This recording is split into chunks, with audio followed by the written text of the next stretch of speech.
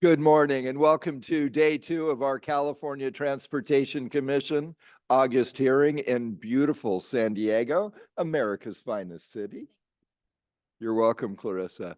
We are delighted that so many of you are with us today, both online and in person. In a moment, we're going to ask Doug Remedios to take the roll to ensure that we have a quorum to conduct business, and then Doug will provide instructions so that we can fully participate today, whether we are remote or in person. Douglas? Thank you, Chair. Start off with roll call. Commissioner Bradshaw. Commissioner Cruz. Present. Commissioner Eager. Here. Commissioner Falcone. Present. Vice Chair Grisby. Present. Commissioner Lugo. Commissioner Mann. Commissioner Tiffany. Here. Chair Guardino. Present. Senator Cortese. Assemblymember Wilson. Chair, we have a quorum. Douglas. Go ahead. Oh, no, please. Okay. You go Thank ahead you. with the instructions if you don't mind. Absolutely. Thank you. Thank you, sir. Welcome to day 2 of the August 2024 CTC meeting in still classy San Diego. The meeting agenda is located on our website at www.catc.ca.gov. All of the presentations for today's meeting are also available on the Commission Meetings page of our website under the View, Download Meeting Materials tab. Any document the CTC creates can be translated into any language you need. Simply email us at ctc@catc.ca.gov and we'll have them returned to you as quickly as possible. American Sign Language translation is being provided on the webinar for this meeting. You should see the translators on your screen. Spanish language translation is also available through the webinar. You can access this service through the Interpretation tab at the bottom of your screen. Please see the clerk, that's me in the back, or use the Q&A tab if you have questions about this. Live closed captioning is also available. Please select the Show Captions tab at the bottom of your screen, and there are a number of language options available there to choose from. For our presenters, if you're on the agenda to make a presentation, please do your best to be succinct. Please remember to speak at a steady pace to allow our translating services adequate time for accurate translation. If you're presenting remotely, we hope that you will turn on your camera during your presentation if you have one. For everyone attending the meeting, we welcome comments from the public as part of each item at this meeting. For those attending in person, please submit a speaker slip to the clerk, again, that's me here in the back, to let us know you want to comment on an item. For those attending via Zoom, you should see the webinar control panel, likely located at the bottom of your screen. There you will find the raise hand and Q&A tabs. We encourage you to use the raise hand feature or type in your question as early as possible to give the system time to acknowledge you. Commission staff will let you know when it's your turn to make a comment. If you use the Q&A tab, submit your comment, but please put the tab number on there and commission staff will read that on your behalf. As a reminder, each registered attendee is provided a unique link and phone number to access this webinar. These should not be shared with other participants as this can create confusion for staff when calling on you to make your comments. For all of our meeting attendees, making public comment, please do your best to be succinct. Please make sure your comments add new information. If you agree with the comments of a previous speaker, simply make that statement. Please remember to speak at a steady pace to allow our translating service adequate time for accurate translation. Since we often have many speakers, we ask that you make your point in 2 minutes or less. If, for some reason, we have many speakers on any single topic, we reserve the right to limit comments to 1 minute if needed. Thank you for joining us today. Thank you, Chair. Douglas, thank you. Let's go ahead and get started with our agenda. You may remember if you participated yesterday, we took one item off the consent calendar for consideration today, and that is item 42, approval of projects for future consideration of funding.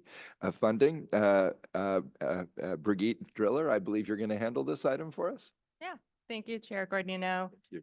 Commissioners, tab 42 was pulled from the consent calendar and will be presented individually. This is an action item to accept the final environmental documents and approve the future consideration of funding for 12 projects. Please make note of the change list for tab 42. Tab 42 Project 3 is the Highway 101 Rocks Road removal project in San Benito County. Caltrans adopted a mitigated negative declaration and found that the project would not have a significant effect on the environment with implementation of mitigation measures. On August 13th, we received 2 emails from members of the public, Brian Rosen and Lorna Moffett, expressing concerns about the removal of trees planned for this project. These communications have been shared with commissioners and Caltrans staff in advance of the meeting, and representatives from Caltrans District 5 are available should any further questions arise on this item. With that, staff recommends your approval of tab 42. Bridget, thank you. And I mispronounced your name earlier, so I Oh, want to no correct problem. that. My coffee has not gone to my brain and then to my tongue yet. The spelling trips up many. You're kind. Thank you. On tab 42, we're going to go first to Justin to find out if there are members of the public who would like to speak to this item remotely, as well as cards in the room. Thank you, Chair. We do have one virtual attendee at this time that has their hand raised indicating they'd like to comment. It is a call-in number ending in 9902. You are now free to unmute yourself and comment. Great. Yes, And good to our morning. caller, welcome. We won't start until you start with the 2-minute clock. Thanks for dialing in. Thank you. My name is Nina Beatty from Monterey. This is on item 3, Rocks Road eucalyptus. Please remove this from the consent agenda and vote no. There was no legal notice I saw in the Monterey Herald. This is on the Monterey County border. This is being rushed with no time for independent, non-agency affiliated review of these findings. This is a historic grove and a landmark, a beautiful section of the highway as a welcome site that you're coming to Monterey County or northward to San Benito or Santa Clara. And Alfred Hitchcock featured this eucalyptus grove in Vertigo. The grove, it decreases fire danger. Surrounding it is grassland, the most flammable vegetation. Eucalyptus stored water in their trunks, functioning as a fire break. The Oakland Hills and Angel Island fire investigations, the Scripps fire photos are just 3 examples of how eucalyptus block fire. This is a mature habitat for over 100 years with established wildlife populations. This plan would displace or wipe out the wildlife populations that have historically lived in and depended on these trees, their cool environment, their height, and forage. Eucalyptus provide rare winter food for pollinators, bees, bats, hummingbirds, butterflies, and other creatures under threat. Logging harms the land. This is climate moderating effects. It's a cool shaded zone to the soil, and it increases humidity. The trees provide oxygen, sequester carbon, and increase rainfall in the area through ion exchange. Your approval would impact rainfall and climate. Species extinction is accelerating rapidly, especially impacting birds, insects, and reptiles, such as salamanders that live in these groves. Extinction happens one habitat at a time, one forest at a time, one decision at a time. Your actions have far-ranging effects. The decision in front of you is a choice to participate in species extinction or say no. Don't wipe out these living, breathing, conscious, beneficial trees. Do not approve this project for funding. Say no for the Earth's sake. Thank you. Thank you for calling in and for being such a good steward of your 2 minutes. Are there others who are online or in the room who would like to address this item? I see no other requests from our online attendees, and we did not receive any cards in the room. Great, thank you. Is there a response? Scott, did you want to respond? And if you wouldn't mind identifying yourself for those who are online and in the room today. Certainly. Scott Eads here, District Director for Caltrans District 5. Good morning, Chair Guardino and members of the Commission. Pleasure to be here today to kick off the morning. And I'll just say that context for this project is very important. This Highway 101 in this area of San Benito County sits on the very southern edge of a very large eucalyptus grove. The grove is nearly a square mile of eucalyptus trees, very densely planted years ago. It's around 577 acres of eucalyptus trees. 101 passes through with some curvatures, and due to the terrain in this area, sight distance is limited. We do have these eucalyptus trees that are on both sides of 101 as well as in the median, and we've had multiple accidents or crashes now that have been fatalities that are associated with the trees. And so We had an arborist study that looked very closely at the entire stand of trees and identified the ones that were in poor health, at risk of falling. And the ones that we're taking out are very specific to that risk category. And just in terms of context, the right-of-way that Caltrans owns in this area is about 3% of the larger grove. We're not removing all of the trees. And we have a very substantial planting plan that will replant native vegetation, trees and shrubs that will be more appropriate for this area and also really provide better habitat for species such as the red-legged frog. So it's introducing different material in this area. And another important factor here is that as you drive this area, you do have a sense of being in a grove. You will continue to have that sense because on both sides, outside of our right-of-way, this heavily planted, dense eucalyptus, blue gum eucalyptus grove will continue. You'll see that visual reality as you drive through. You'll continue to look at that, the eucalyptus trees behind you. In terms of the species, we have studied this area for over 2 years. We have some other projects going on in this area, and so we've done intensive studies in terms of the bird nesting and other habitats. There are no impacts that we've identified that we can't handle through our standard specifications, and we'll handle that carefully through the construction process. So from our perspective, we've studied this well. We also engaged the public carefully. We knew that this was going to be potential concern, removing trees. It's always a topic of concern. And so we did prepare an engagement plan early on. We did outreach to the San Juan Bautista City Council, the San Benito COG Board, local elected officials, just to make sure we're reaching out to the right folks. And on the environmental document, we received 28 comments. 24 of those were strongly in support of the project, 2 concerns, and then 2 that were kind of in the neutral category.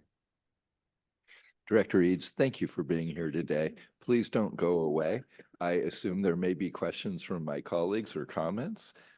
And I'm seeing several hands, but why don't we hear first from our Executive Director, Tanisha Taylor, and then I see Vice Chair Grisby. Are there other commissioners? Yes, Commissioner Tiffany, who actually lives in that area as well.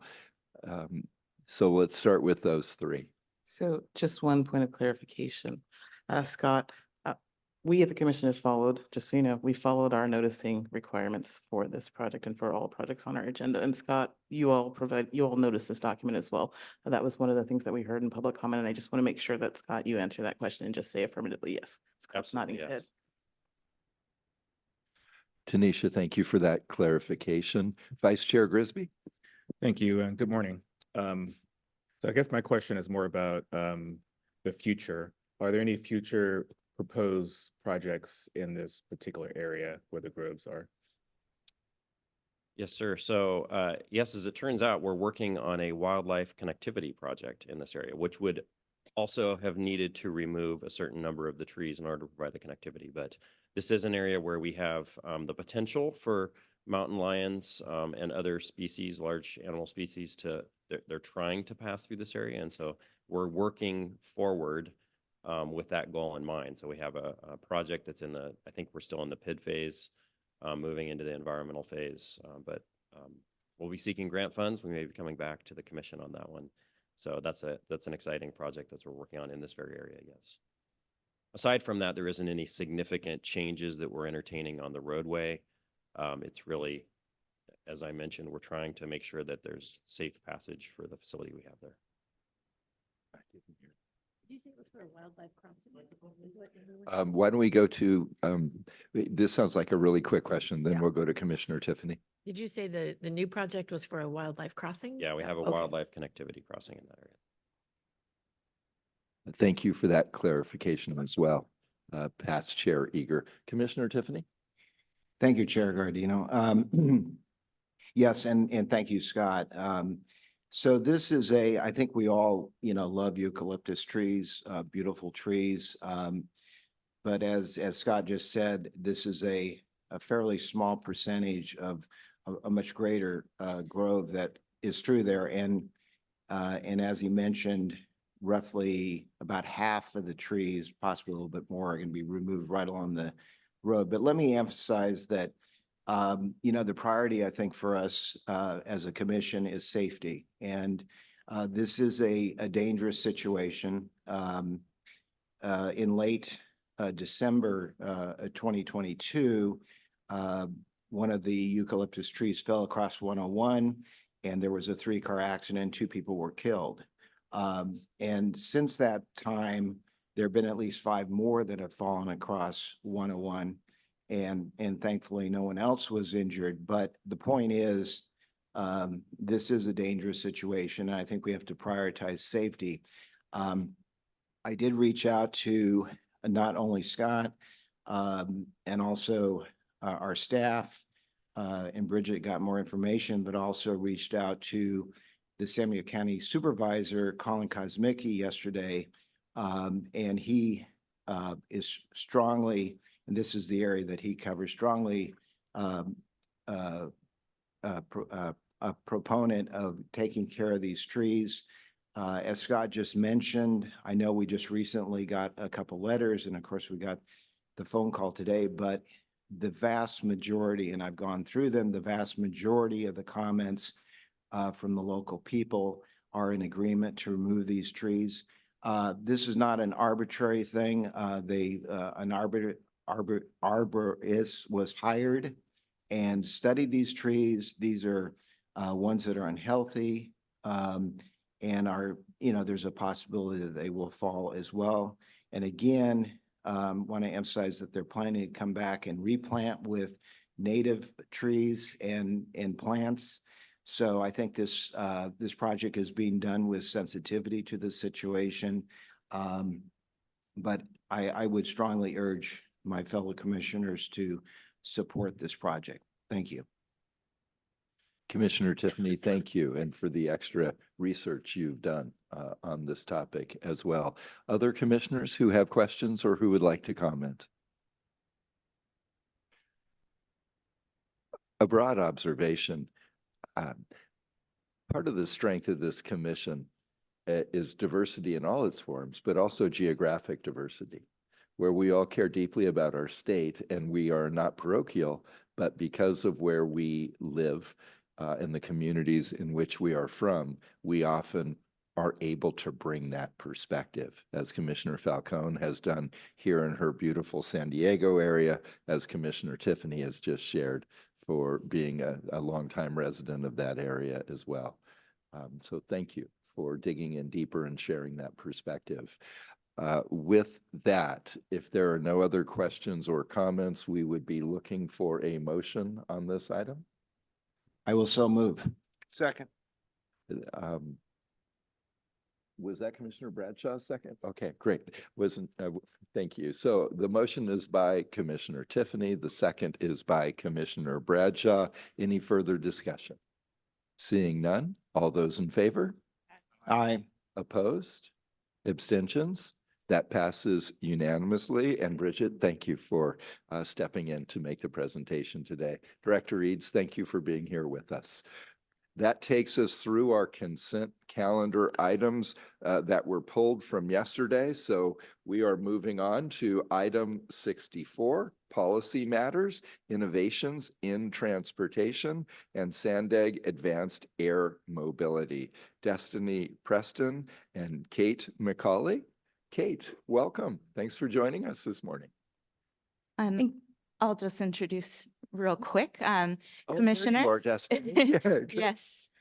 Commissioners, tab 64 is an informational item as part of our recurring innovations in transportation series. Kate McCauley, a senior partnership strategist with the San Diego Association of Governments, will provide an overview on the agency's work to further advanced air mobility and how the San Diego region is preparing for implementation. So I will now turn it over to Kate. Thank you. Thank you, Destiny. Thank you, Destiny, and thank you for having me here today. I appreciate everyone indulging me in this topic. Sorry, find the right position here. Good morning, my name's Kate McCauley. I'm a senior regional planner at Sandag. I've spent about the last 8 years working in aviation or advanced aviation and or autonomy in some capacity. And so I'm eager to discuss advanced air mobility with you all here today. Sandag is exploring advanced air mobility as a second wave adopter alongside our partners at the San Diego County Regional Airport Authority through its Caltrans planning grant that will help prepare our region for AAM integration. As a long-range planning organization, we recognize the importance of preparation, especially as it pertains to infrastructure, after many lessons learned from other modalities like scooters and bike share programs. So while this presentation may be very short, it is very technical, and so I invite any questions as they may arise. Next slide, please. Advanced Air Mobility 101. So what is this technology that we're talking about today? Next slide today, please. Advanced Air Mobility, or AAM, is an emerging market within the aerospace industry. It leverages novel aircraft in order to facilitate goods movement, people, freight, emergency services. And so up here in the top right, we have what we would call an electric vertical takeoff and landing vehicle. And on the bottom, we have what we would call a simple drone, a small UAS. The example at the top, we are talking about people movement, freight movement. This is something that we would equate to an air taxi or flying car, if you will. At the bottom, we actually are seeing early deployments of drone delivery throughout the United States in markets like Dallas, Texas. The Federal Aviation Administration actually recently passed a new beyond visual line of sight rule that enables 2 drone delivery companies to both deliver, let's say, a rotisserie chicken and cold and flu medication into one neighborhood right now. So Zipline and Wing are both drone delivery companies operating within the same metropolitan area using beyond visual line of sight operations. It's incredibly novel, and what this signals to us is that the Federal Aviation Administration is really prioritizing advanced air mobility and the future of aviation. Next slide, please. So we have several categories of AAM as they'll be looked at in the future. The first is regional air mobility up to about 190 miles. You're thinking something like San Diego International Airport to LAX, and trying to have those middle mile coverage and really kind of facilitate regional air. So even thinking like San Diego to Palm Springs for a nice weekend, right? So we have to build the infrastructure to support this. Urban air mobility, which we would think more of people, freight, and emergency services as well. And we're thinking more approximately up to around 30 miles given current technology. So that would be something like going from the airport to, let's say, a hospital. If you need to deliver organs very expeditiously, you could use that doing urban air mobility, or even uncrewed aircraft systems, which we just talked about in the last slide. So that's more our drone delivery concepts, it's small, good movement. Next slide, please. All right, so advanced air mobility is incredibly complex. There are so many components that exist within the industry that need to be addressed. So there, as you can see, are aircraft considerations. This is mostly regulated by the Federal Aviation Administration. The primary stakeholders are going to be original equipment manufacturers and your service providers. So think airlines and those types of folks. We just try to ascertain their information so that as we build our infrastructure planning, we understand what the mechanisms are going to be or going to be needed in order to support the types of aircrafts that we will be seeing coming down the pipeline in the next few years. Additionally, we have airspace, also regulated by the Federal Aviation Administration, and also a majority of the stakeholders who are interested in this are some people like service providers. Airspace deconfliction is incredibly important. That's actually what the FAA has just addressed via their new BV loss waiver, their beyond visual line of sight waiver. And so that enables people to make sure that they're deconflicting within their own airspace as well. And then we get to what's most important for us as planners. Again, Sandag is a long-range planning organization, and we have to start considering what the infrastructural implications are going to look like. How do we harmonize where the aircraft and the airspace start to meet? How do we make sure we are facilitating scalability in the future, right? We need to understand what land use implications are going to be. We need to understand what zoning is going to need to change, how it's going to need to change in order to facilitate all of this. So this is really where our local regional jurisdictions are going to look, and a lot of our utilities are going to have to be engaged in this as well. Next slide, please. Airspace. So while airspace is owned and regulated by the Federal Aviation Administration, it's still pivotal on a state and local level to discuss.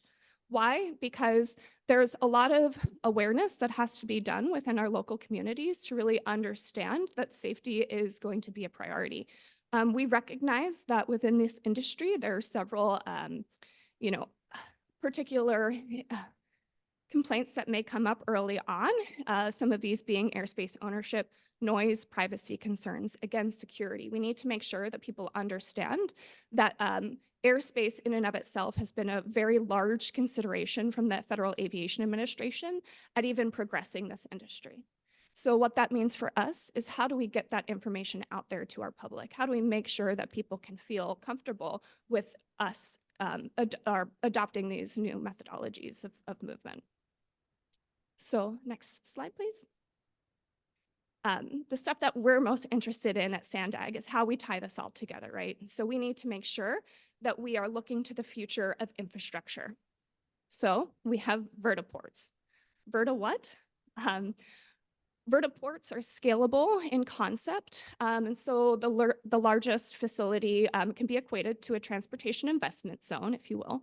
And what that would look like is we enable AAM technology to use their vertical takeoff and landing, and they come down on a component that would look like a heliport.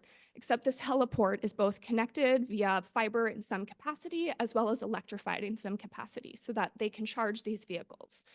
On top of that, what we look at is making sure that we can have last mile options for different modalities that could connect back to this, right? So we don't want to just use this middle mile modality to get people to and from, large economic hubs. We want to make sure that they can get to their last mile destination as well. And so really just think about this as an amplified former mobility hub, if you will. Next slide, please.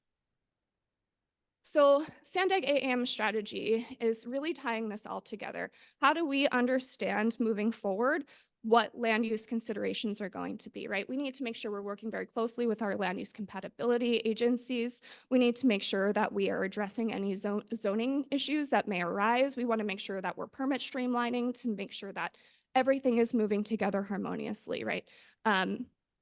What we don't want is for us to have this technology come through its certification process through the Federal Aviation Administration, and our local and our state jurisdictions are not ready to scale this technology because it does have massive benefits to our community. And so what we're doing is we are building a framework that will cover zoning and ordinance considerations for operations, land use integration, and addressing any permit streamlining at a local level. What we'll do then is we'll provide this out to our local jurisdictions. And our hope is that the way that we've created this project is there's a lot of replicability, that this can set kind of a national example for the way to intentionally go about integrating AAM into our communities. And with that, I will open it up for any discussion. First of all, that was excellent. Thank you. Thank you. And Destiny, thank you for bringing consistently such excellent transportation technology presentations. I won't be the first to get on something like that, but I'd like to volunteer several of my colleagues who would like to. I'll go. Great. Do we have questions? Well, first of all, do we have anyone online who would like to comment on this presentation? Yes, thank you. We do have one virtual attendee with their hand raised this time. It's a call-in number ending in 9902. Yes, this is Nina Beatty, Monterey County. I had not planned to comment on this item, but permit streamlining and compatibility are issues that often sidestep environmental real hazards and risks to communities. I am alarmed at the suggestion that this is a go project. This is an automatic we're going to push this project into communities. I think the quote massive benefits are subject to argument. Both the noise, the interference with wildlife, the interruption into neighborhoods of drones, miniature helicopters, such as we have one in development in our community. This is a complete change in the airspace use. And it could be argued to violate the air rights of residents, of businesses, of people wanting a quiet environment. I remember when housing developments were proposed and built with airfields and garages for small planes, and this was going to be the future. Everyone was going to have a plane in their garage so they could easily take to the skies and get from place to place. There are a few of those left in the country, but the project, the idea failed. I think that there needs to be a deep breath and a step back from this rush to cram into our communities yet another technology that has very questionable benefits overall, especially to the natural environment. We don't need more great ideas that have unconsidered side effects that are toxic. And once these hubs are put in, once these technologies are Ms. B? embraced by businesses, Ms. B? it's hard to go backward. Thank you. You were finishing your sentence. Thank you. Your time had expired. Thank you, though, for calling in and sharing your perspective. I want to ask Justin and Douglas, is there anyone else online or in the room who would like to comment on this item? We received no other request online or in the room to comment on the item. Great. Thank you. Let's go to the dais. Commissioner colleagues, comments, questions? Yes, Commissioner Tiffany. Yes, thank you. Good morning. Couple questions, and maybe I missed it, but what is the time frame that you're looking at for this? And I'm also curious, where else has this been done, or has it been done, whether it be other places in the US or other places in the world? Thank you. Yeah, absolutely. For air taxis specifically, I can tell you that states like North Carolina and New York have already implemented advanced air mobility programs, as well as Ohio. They've invested quite a bit on within their state funding to create these center of excellences. And so they are operating very small scale within the parameters that the FAA has approved them for. So there's a lot of R&D that is going on within those states, and specifically to advanced air mobility. Of course, there are several states that have already adopted drone delivery. Texas, of course, being one of them. Christiansburg, Virginia is another very large market that has weirdly adopted drone delivery. North Carolina, Holly Springs specifically, a lot of suburban areas are testing the technology to make sure that they're feeding back this information to the Federal Aviation Administration. In fact, right here in San Diego in 2019, I ran a drone program, the Integration Pilot Program.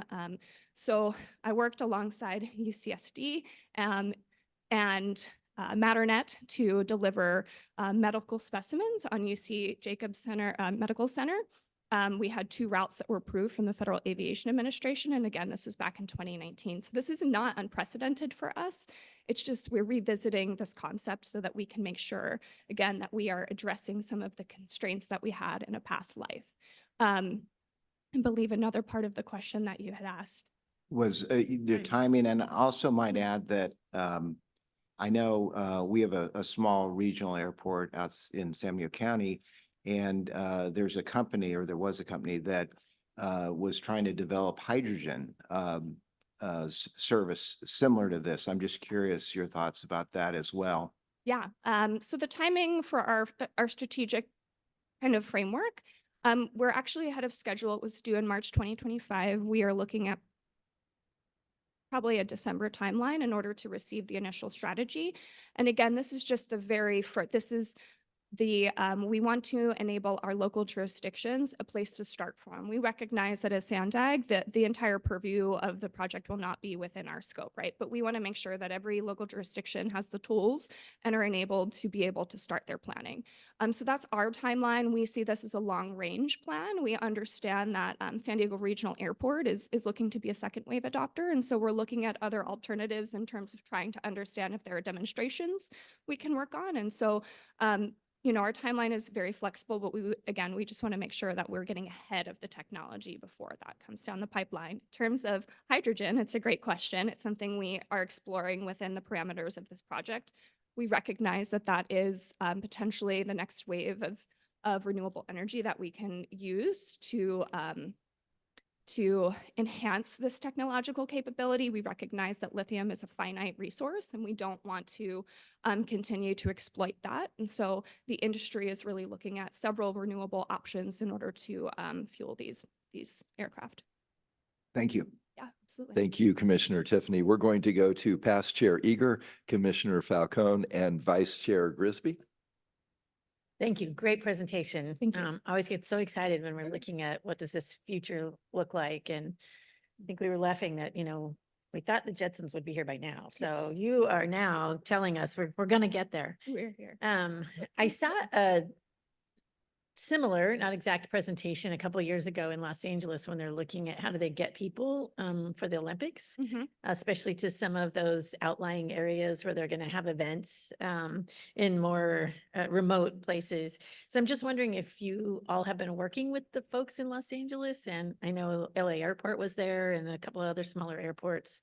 We're saying, what do we need to do to kick this off so that by 2028 we have something in place? We're ready. Yes, it's a fantastic question. And of course, due to time constraints, I can't talk about all of what San Diego and Sandag is doing.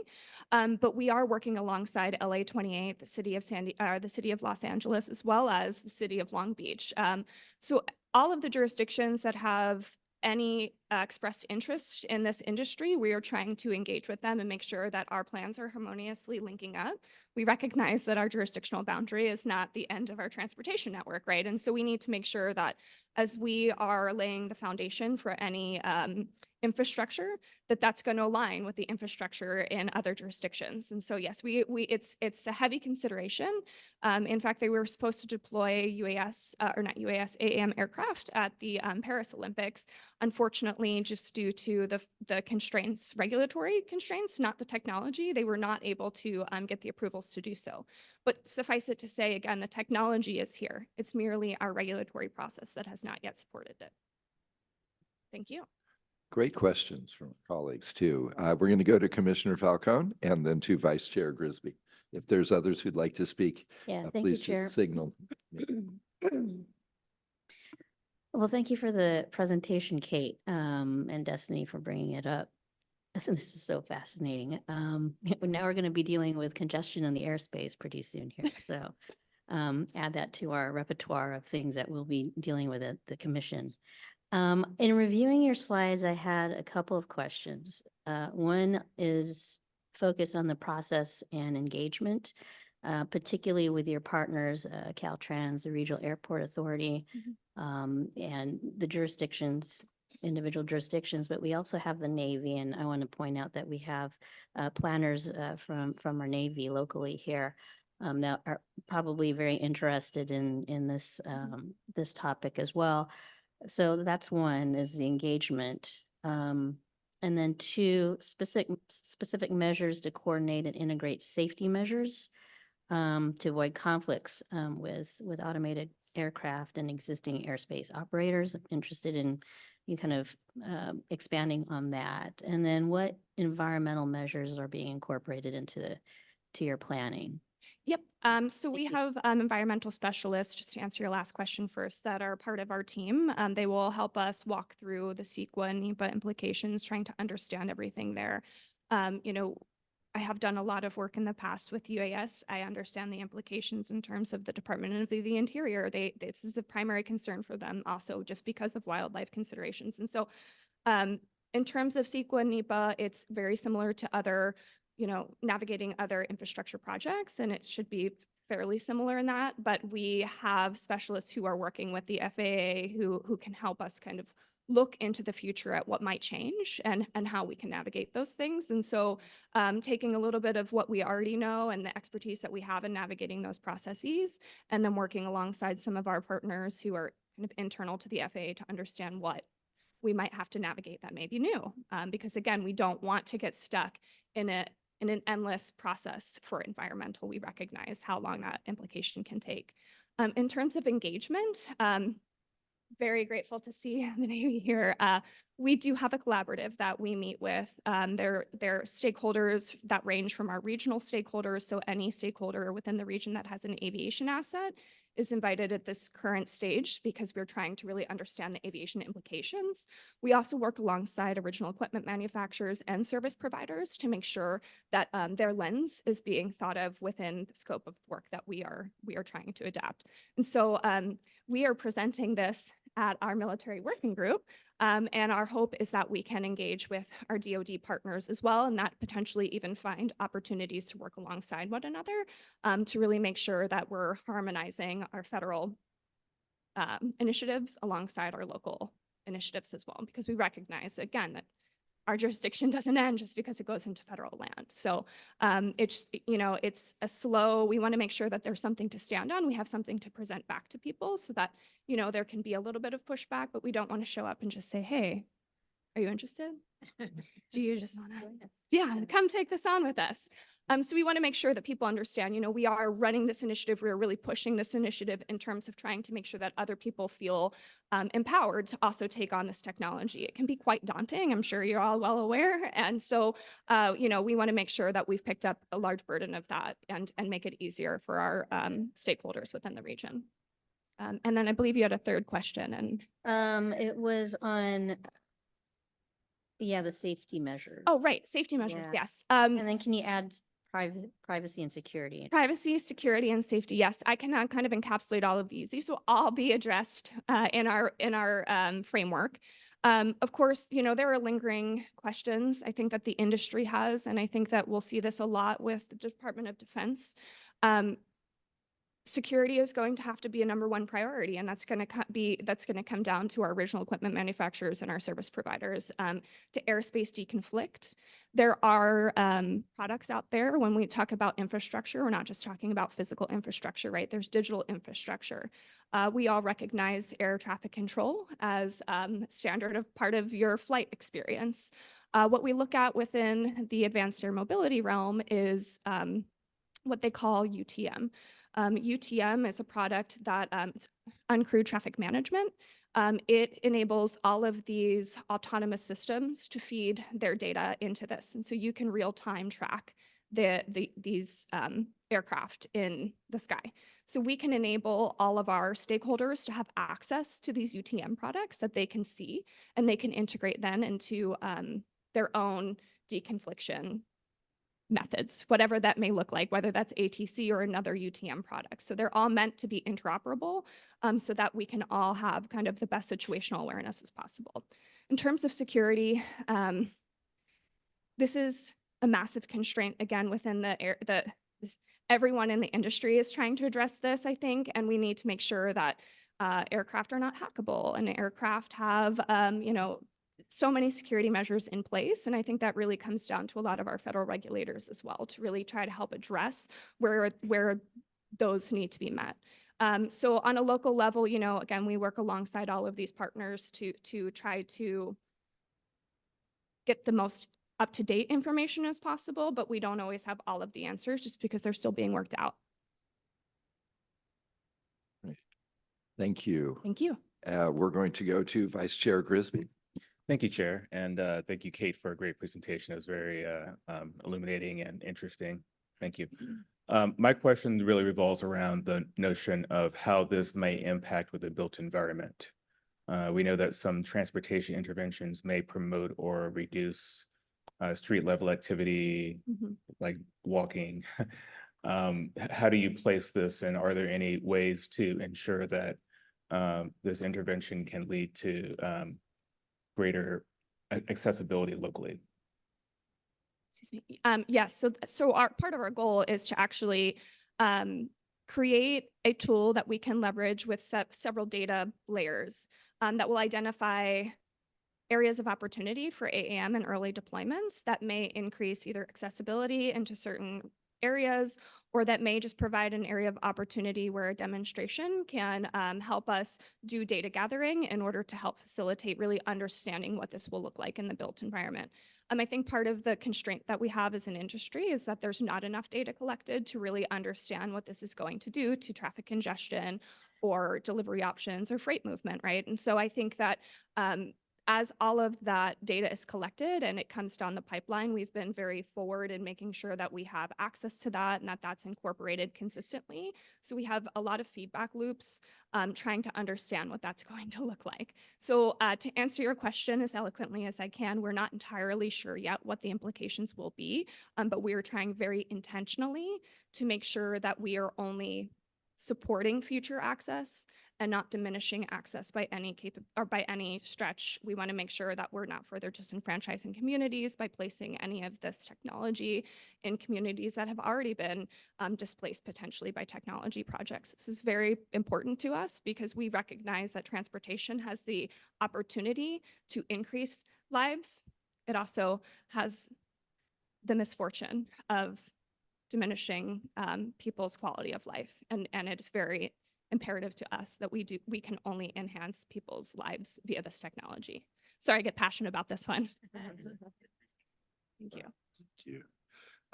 Ms. McCauley, first of all, thank you. I want to just do a final check. Commissioners or Mr. Kiefer, any other questions or comments?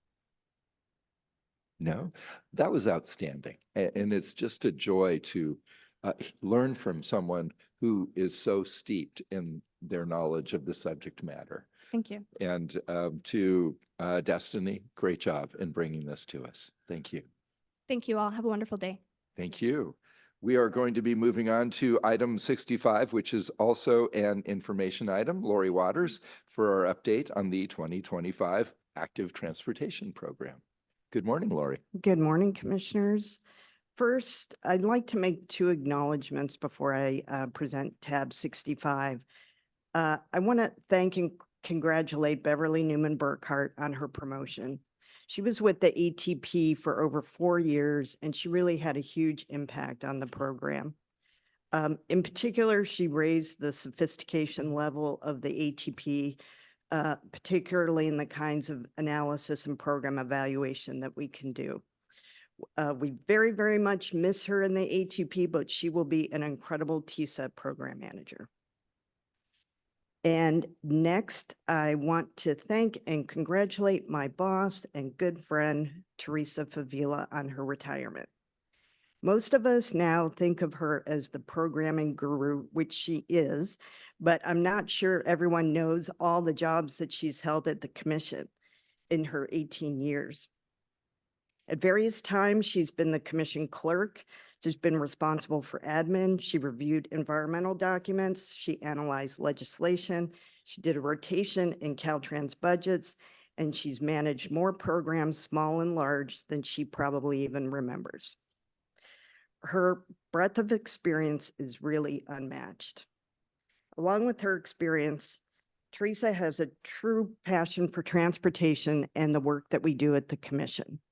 So just to give an example, if after a long day of holding workshops or meetings and you'd like to go for a relaxing drink with Teresa to forget about work, she would inevitably want to get into a deep discussion about something like transit fare box recovery rates. And yes, that really did happen.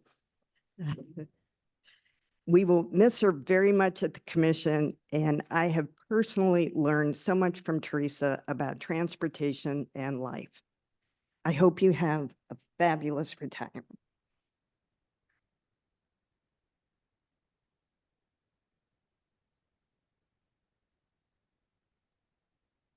Okay. Tab 65. Commissioners, tab 65 is an information item to provide you an update on the 2025 Active Transportation Program. This is the 7th cycle of the program. The applications for the 2025 ATP were due on June 17th. As a reminder, the original funding available for this cycle was $568.7 million, and that has been reduced to $168.7 million. Here are some of the overall statistics on what was submitted this cycle. We received 277 regular applications. We received 8 quick build applications. The ATP funding request is for $2.5 billion. The total project cost overall is $4.1 billion. 268 of the submitted projects will benefit disadvantaged communities. 165 of the projects are for safe routes to schools, and 85 are for safe routes for seniors. 91 of the projects are requesting over 10 million, 32 are requesting over 20 million, 13 are requesting over 30 million. So that just to shows you that the trend that we've been seeing about the projects getting larger and larger is just continuing. And just to give you some context, last cycle, we received 433 regular applications, which was significantly more. And the funding request was 3.1 billion. So this time, even though we only received 277, the funding request is 2.5 billion. The evaluator teams are working on their consensus scores now, and the staff recommendations for the statewide and small urban and rural components will be released on November 1st. This is an information item, but I'm happy to answer any questions. Lori, thank you. First, we're going to find out if there are any questions or comments online or in the room. Justin? Thank you. No, we did not receive any requests to comment on this item virtually or in the room. Great. And in the room, any cards submitted? I haven't received any. Douglas, thank you. Seeing none. Commission colleagues, questions, comments? Commissioner Tiffany, Vice Chair Grisby, and Commissioner Falcone? Thank you, Chair.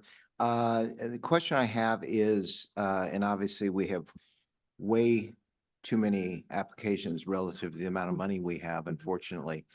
But is there a mechanism to have a waiting list, let's say, for projects? You're going to be approving projects, but a waiting list of the next in line in case maybe funding suddenly appears, and also I'm curious whether for those projects that are worthy, they're probably all worthy, but that don't make the cut this go around, will there be an opportunity potentially for those to be first in line or get priority the following year? Thank you for the question. So in the ATP, we do actual numeric scores. So when we do staff recommendations and present those to you, we'll have all of the scores, you know, from top score down to the lowest score. So anything that's not recommended for funding, then that will be our list of basically unmet need. Okay. And then, so we get a lot of repeat applicants, you know, so they will repeat over cycles, so they can always come in again. But I would say that if we do not get any more funding for this cycle, we would probably have to have a policy discussion about what to do for the next cycle. Okay, thank you. And then just separate question. The reduction in funding in no way affects the current funding. And I look like ahead, there's at least one extension I see for an ATP project. Yes. The extension doesn't get impacted in any way by any of this. No, and when Keith Duncan is going to present the amended fund estimate, and he might explain this probably better than I can, but the reason that the reduction is coming out of this cycle is because we have to use the funds from this cycle to backfill last cycle. So we can keep our commitments to projects that we have funded in last cycle. Okay, thank you very much. Thank you. Excellent point, by the way. Commissioner Tiffany, thank you. Vice Chair Grisby and then Commissioner Falcone. Thank you, Chair, and thank you, Lori, for providing this information. So I guess we've had this trend of larger projects for some period of time now, right? Yes. It seems intuitive, at least to me, that larger projects might get a bigger bang when it comes to benefits for community. Do we have any data, or are we compiling data, I should ask, to do that comparison to back up that intuitive notion? So if larger projects have more of an impact, I would say they can, particularly if it's contributing to a network, because then that can really allow people to get to destinations, walking and biking. But on the other hand, we see a lot of projects that are smaller in, particularly in a lot of unincorporated communities that they don't have any facilities at all. They don't have any sidewalks, nothing even remote like a bike network. And those are oftentimes smaller projects, but they can have a huge impact on a community too. So I think all projects can be very transformative in their own ways.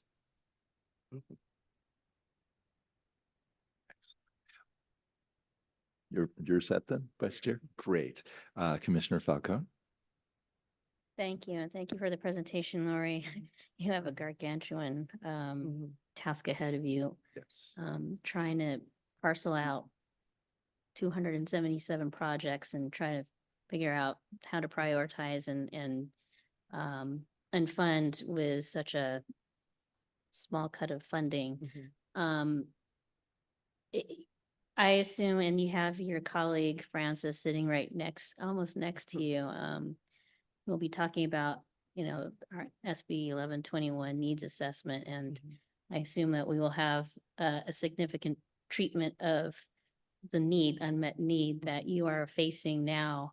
We want to continue to receive. The good news is that we get a lot of requests for funding for ATP. The bad news is we have such a limited slice of the pie to fund them. And so, we really need to continue to figure out how to sustain this program.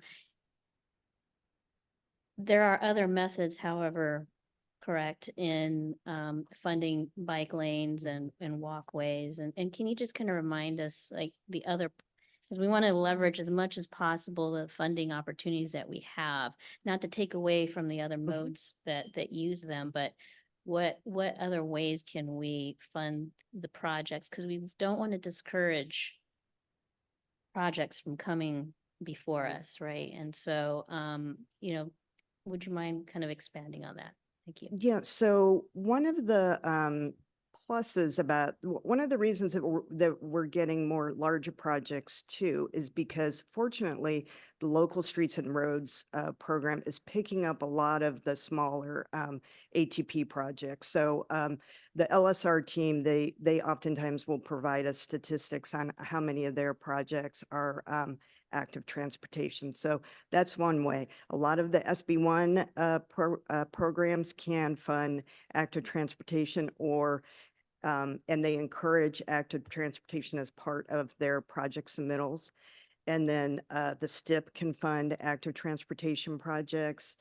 And then we actually have a list on our website of all of the different funding programs that can fund active transportation. So there is, so the ATP is just the only solely funds active transportation. Thank you for that. Other comments or questions from my commission colleagues? Yes. Vice Chair Eager. Yeah, I just want to thank you, Lori, for pointing out the importance of this money to some of the smaller communities. I was visiting a small town in Tulare County last year, and the money from ATP that they got was around the school district, and 2 kids had been killed trying to cross the street there. And even though they were saying, on the bigger scale, we asked for a real small amount of money, but for this small community, it's the biggest thing we've ever gotten because it was saving lives just to be able to put this in here. So I just wanted to thank you for pointing that out, that it doesn't take a lot of money to change lives. Yeah. Vice Chair Eager, thank you for that, because all these projects are so worthy. It's amazing when they're scored in such a competitive way, and so many are well above the line of what we think is an outstanding project deserving of funding. And to think that due to very legitimate budget constraints, that we're going to have to limit the great work through this program as our state gets through these fiscal challenging times is heartbreaking. So thank you for the outstanding work that you do, and thanks again for recognizing Teresa as well. Seeing no other comments or questions from our commission colleagues, Lori, thank you again. And we are going to move on to item 66, Justin Behrens and Doug. Good morning, commissioners. Tab 66 is an action item. As alluded to in the last item, the state budget approved in June included a reduction of $400 million to the one-time augmentation the active transportation program received last cycle. In response, commission staff worked with Caltrans and our regional local partners to develop a revised fund estimate. Keith Duncan from Caltrans Budgets will present the amended 2025 active transportation program fund estimate. And after a presentation, staff recommends your approval of the fund estimate. Thank you, Justin. Good morning. Happy Friday. Chair, Commissioners, as mentioned, Keith Duncan, Caltrans Budgets, present the amended 2025 Active Transportation Program Fund Estimate. And to start off, Lori, I think you nailed everything. So to follow Lori means I won't belabor a lot of the information in here. We'll just kind of roll through it as quickly as we can. Next slide, please. As Lori and Justin have already shown, and as it's well known, there is a net decrease of $400 million from the fund estimate that was adopted by the commission in March. So what we did as part of the development of this fund estimate, we incorporated that reduction. Public math, not the greatest. In March, we had a fund estimate, 568 million minus 400 puts us at 168 million. So simple math in that regards there. One of the questions from Commissioner Tiffany, the primary focus was to ensure any funding that's part of this is we're fully funding all the prior cycle 6 projects. So that's part of the alignment of making sure that all the state and federal funds over the next couple of years, making sure that that funding is made available for those projects first. And then what's left is what's being presented today as the available programming capacity by fiscal year. Next slide, please. Here, just a high level summary of how that 168 million is spread over the 4-year period of this fund estimate cycle. I know we had a lot of other material that was included, getting into the details, 50% to the competitive, 40% to the large urban, as well as 10% to rural and in that regards there as statute. Next slide, please. Again, just kind of showing the facts in relation to the decline or the decrease from what was in the fund estimate that was adopted in March to what's now available by over the 4-year period. As noted, we did have worked quite closely with commission staff through the development of this. Lori has made comments a few times. This is the most she's had to work with us in budgets. We've appreciated that. And I'm sure next cycle she doesn't want to work with us as much, but we do enjoy working with her. And the department is recommending your approval of this amended fund estimate. Next slide, please. Again, thanking CTC staff, Caltrans financial programming, the entire Caltrans team, because multiple programs, local assistance in our Caltrans budgets team, as well as our local partners. There was a lot of discussion and dialogue when it came to trying to align, make sure the funding is available for all the prior program projects, and then making sure that we can try to maximize the available state funding for this next cycle. So appreciate your time and available for any questions you may have. Just a comment, keep that slide up. Keith, for those of us who are actually cyclists, but don't have the best descending skills, this gives me the willies, the slide that you keep putting up. Could you do that? Okay. Maybe a bike path that's really wide. All right. And I'll be flat. reaching out to our district directors to see if we can get some good pictures. Is that okay with everyone? Work with that. Oh, I have no doubt that Darnell can handle it. Oh my goodness, my fear of descents. Yeah, we're there. Even driving it makes me a little nervous. Oh but my I can goodness. Imagine riding. Don't go away, Keith. Don't go away, Lori. First, let's find out, do we have comments or speakers online? We do not have any speakers online looking to comment on the item. Thank you, Justin. I don't have any cards before me. Douglas, anyone in the room looking around the room? Okay, great. And as a reminder, just so that we can get to all our book items with not cutting anything short, when we have gone online and in the room, once we come on the dais, again, as I said yesterday, and as I tried to model all year in a transparent way, we don't then go from the dais with motions and everything else back to online and in the room speakers. Right? I just want to make sure that we're fair to everyone in that way. So we are officially now coming to the dais. Commissioners, comments, questions? Yes, Vice Chair Grisby. Thank you, Chair. This may be a little bit out of left field, but maybe you might know the answer. When it comes to our federal partners, has this notion of funding ATP projects, has that become more bipartisan? Because at least when I lived in DC, a lot of Hill staffers questioned the efficacy of spending federal money on these types of projects. I'm just wondering, has the federal partner gotten more reliable over time? Yes, I mean, when the passage of the Infrastructure Investment and Jobs Act, there was more, there's handful of, we'll say, federal formula programs that the federal funds, when it comes from the Federal Highway Administration to all the states. And each of those programs have actually opened up more eligibility. So more active transportation type components can be added to projects. So there's more eligibility allowances. So we're able to use, instead of just using our Transportation Alternative Program, our TAP funds that are dedicated to the ATP, other formula programs have that eligibility where we can try to start putting more bike and ped type projects. And that's an example of what's going on in the SHOP, the State Highway Operation Protection Program. You're seeing more of those bike and ped components being added to those projects. Those are other federal fund sources that we're able to leverage when it comes to that. So at least that's part of the next feedback, as mentioned yesterday, with the IIJA entering year 4, starting to engage at the national, state level, local level, state level, national level, to look at the next act to see what we can do to try to expand eligibility for bike and ped components or dedicated projects, and potentially expand on potential TAP funding specifically. Yeah, some people say we won't get another act, but that's a subject for debate. Thank you. I won't comment on the federal level. Commissioner Tiffany. Thank you, Chair. Just following up a little bit on Commissioner Grisby's question in regards to federal money, and you probably touched on this and I missed it, but did we, when we found that we're losing this money at the state level, were we able to go back to the federal level to see if there was any possibility of backfilling any money from the federal level for this program? I'm just curious what efforts we went to see if that was an avenue for additional funding.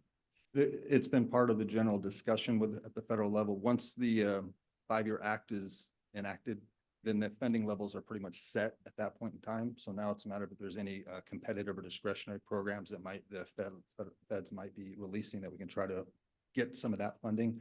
But at least when it comes to our dedicated formula funds, while we could request it, it wouldn't be until the next act that comes in that we'd be able to leverage any of that funding. So we're still 2 years away from that, but we'll engage with those discussions, and hopefully for the next cycle 8, we'll be a little more optimistic about the fund.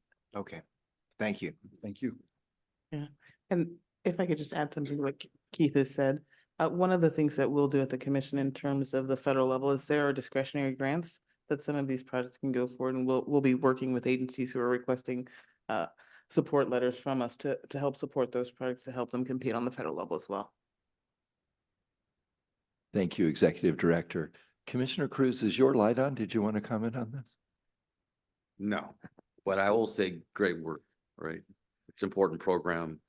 We're hopeful that those funding estimates can come back up to what they were at some point, because it's important that we continue to make these investments in our bike and ped and alternative transportation programs for folks who choose those options in California. So thank you. Thank you, Commissioner Cruz. This is an action item, so we are looking for a Motion to approve. Motion Bradshaw. by Commissioner Bradshaw, second by Commissioner Tiffany. Any further discussion? We do have a motion and a second. All those in favor, please say aye. Aye. Opposed? Abstentions? That passes unanimously. Thank you. We are moving on to item 67. This is an information item. Lori Waters. Commissioners, tab 67 is an information item. The purpose of this public hearing is to take final comment on the proposed amendment to the 2025 Active Transportation Program guidelines prior to commission adoption under agenda item 68. The proposed amendment is included as attachment B to agenda item 68. This amendment proposes policies that will help us in managing the 400 million reduction to the active transportation program included in the state budget. The 2025 Active Transportation Program guidelines were adopted at the March 2024 Commission meeting. The call for projects opened soon after guidelines adoption, and the applications were due on June 17th. On June 29th, the governor signed the Budget Act of 2024, which included the ATP General Fund augmentation reduction. As Keith explained, this is a $400 million reduction from the 2023 ATP augmentation of $1.049 billion. Commission staff consulted with our partners before determining what, if any, policies specific just to this cycle we would need to manage the program with severely reduced funding. First, staff met with the ATP Technical Advisory Committee on July 10th to discuss the situation and develop options. Then we held a stakeholder workshop on July 17th. Over 150 people attended this workshop. Commission staff also held 2 discussions with the 10 large metropolitan planning organizations on July 22nd and July 29th to discuss any potential issues specific to the MPO component. The funding reduction will be most difficult for the MPOs because their funding capacity will be very small. So that's where where we're proposing most of the amendments. So for example, Tahoe now will only have 270,000, which is hard to really do anything with that much funding. Based on all of those discussions, staff proposes to follow the policies and procedures outlined in the 2025 ATP guidelines, with just a few exceptions to help us manage the funding reduction. So for the statewide and small urban and rural components, what we're proposing is to add more of what we call our tiebreaker criteria. We end up having projects that are grouped around, they'll score the same. And we have to differentiate between those when we're at the funding cutoff. And we have 3 tiebreaker criteria now, but we're concerned that that wasn't going to be enough, that we're going to have too many at that same score. So we are proposing 4 more criteria, and that is that if the applicant has applied to the ATP for the same project for 2 cycles or more and has not been successful, that will be the next tiebreaker criteria. And then if the application was submitted by a federally recognized tribal government, or the application lists a federally recognized tribal government as a partner agency, that will be the 5th tiebreaker criteria. The 6th is that the highest score on the 3rd highest point value question. The 7th is the highest score on the 4th highest point value question. The rest of the proposed amendments apply to the MPO component.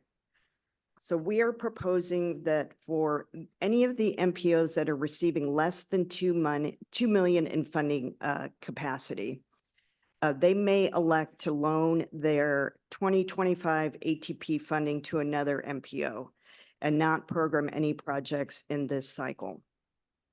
Any MPO borrowing funds must repay their funding to the loaner MPO in the 2027 Active Transportation Program.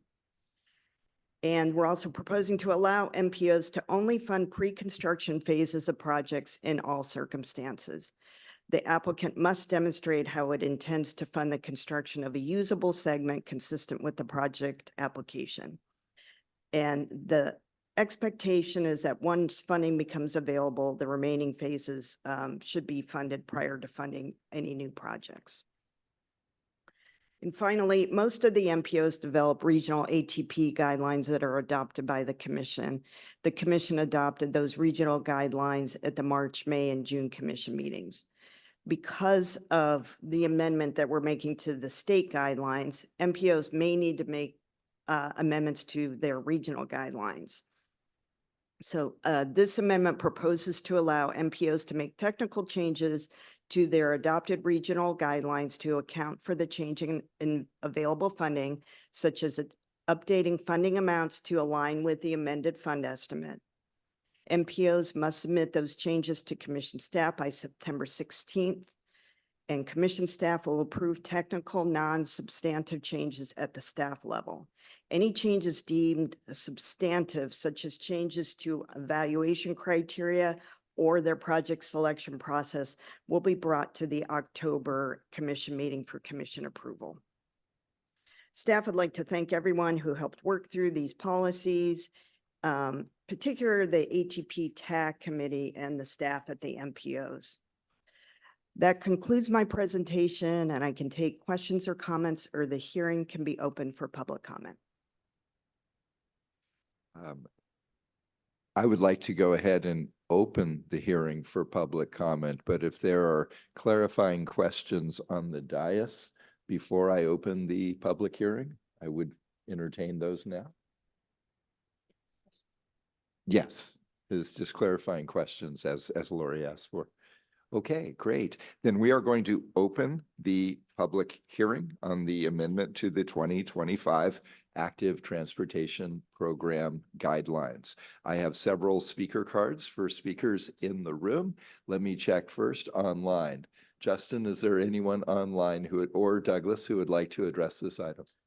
Chair, we don't have anyone in the webinar with a hand raised at the moment, but I did get one via text from Yvonne Garcia, Butte County Association of Governments, and they would like to thank Lori and her staff for the above and beyond sincere efforts to be helpful and accessible.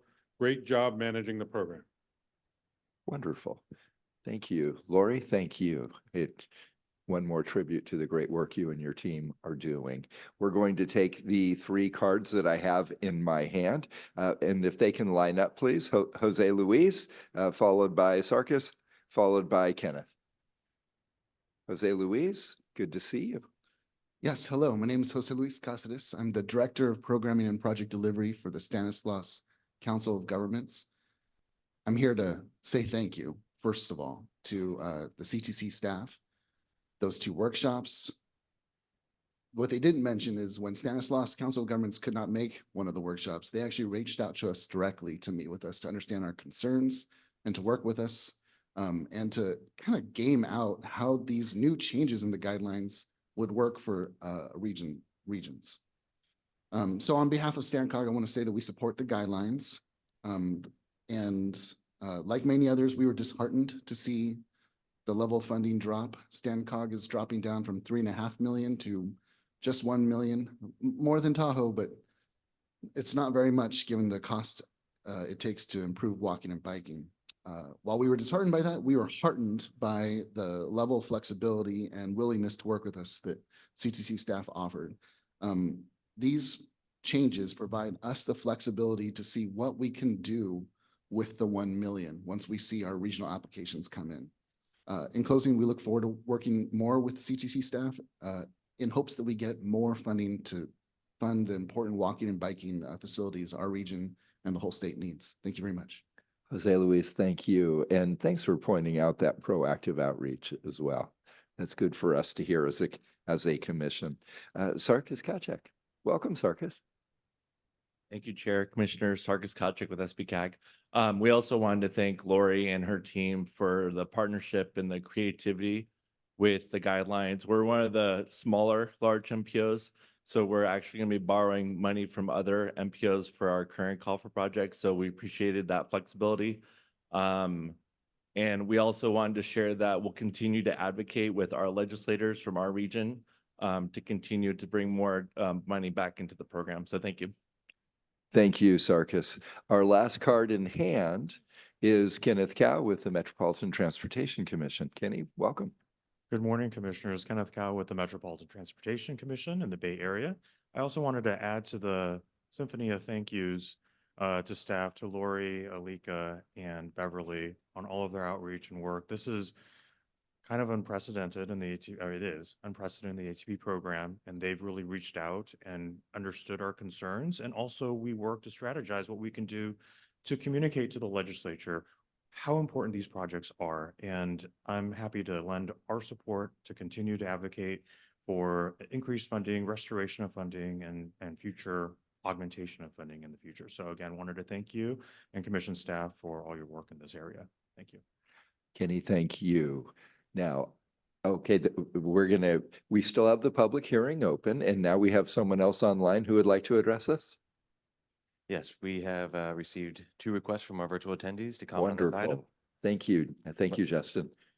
Thank you. I'd like to first call on Sean Teagan. Good morning. Can you hear me? Yes, we can. Great. Thank you. Good morning, Chair and Commissioner. Sean Teagan, Executive Director of the Shasta Regional Transportation Agency.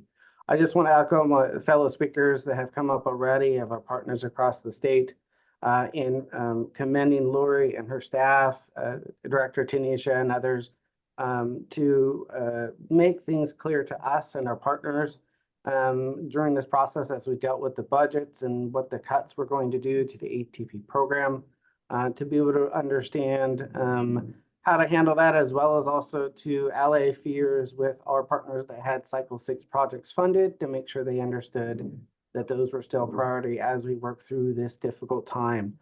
We appreciated the time that they spent with the various members, meeting with us one-on-one and having conversations so we could ask questions and be able to relay information to our partners, to our boards, and also to the state legislature.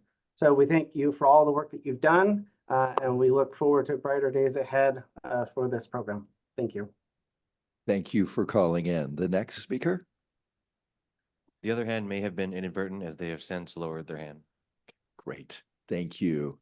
If there are no other speakers online, looking around to see if there are any other speakers charging the podium. Seeing none, we are closing the public hearing. We're now going to our commission colleagues for questions and comments. Former Chair Eager. Thank you. So Lori, you mentioned that there was a possibility that regions could loan some of their money and borrow some from someplace else. Can you elaborate a little bit on how that process was worked? Do we facilitate the matchmaking, or they're talking amongst themselves? How's that working?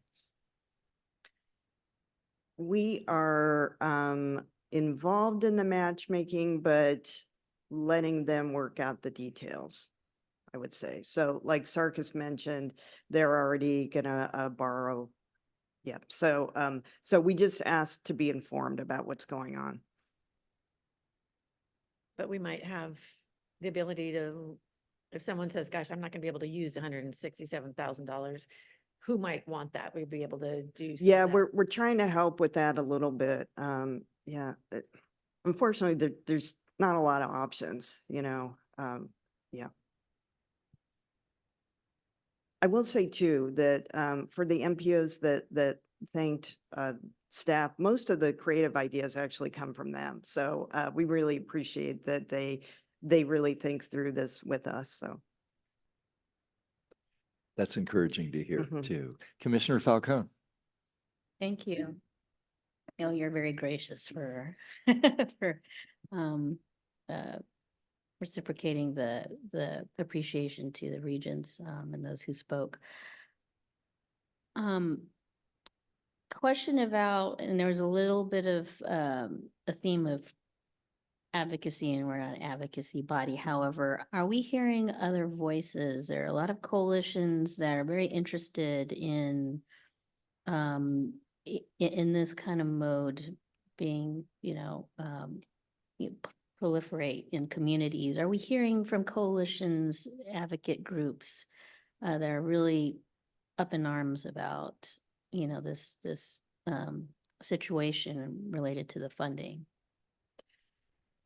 we have heard of at least a few letters that have gone out. I can't remember. Justin, do you remember where they were from?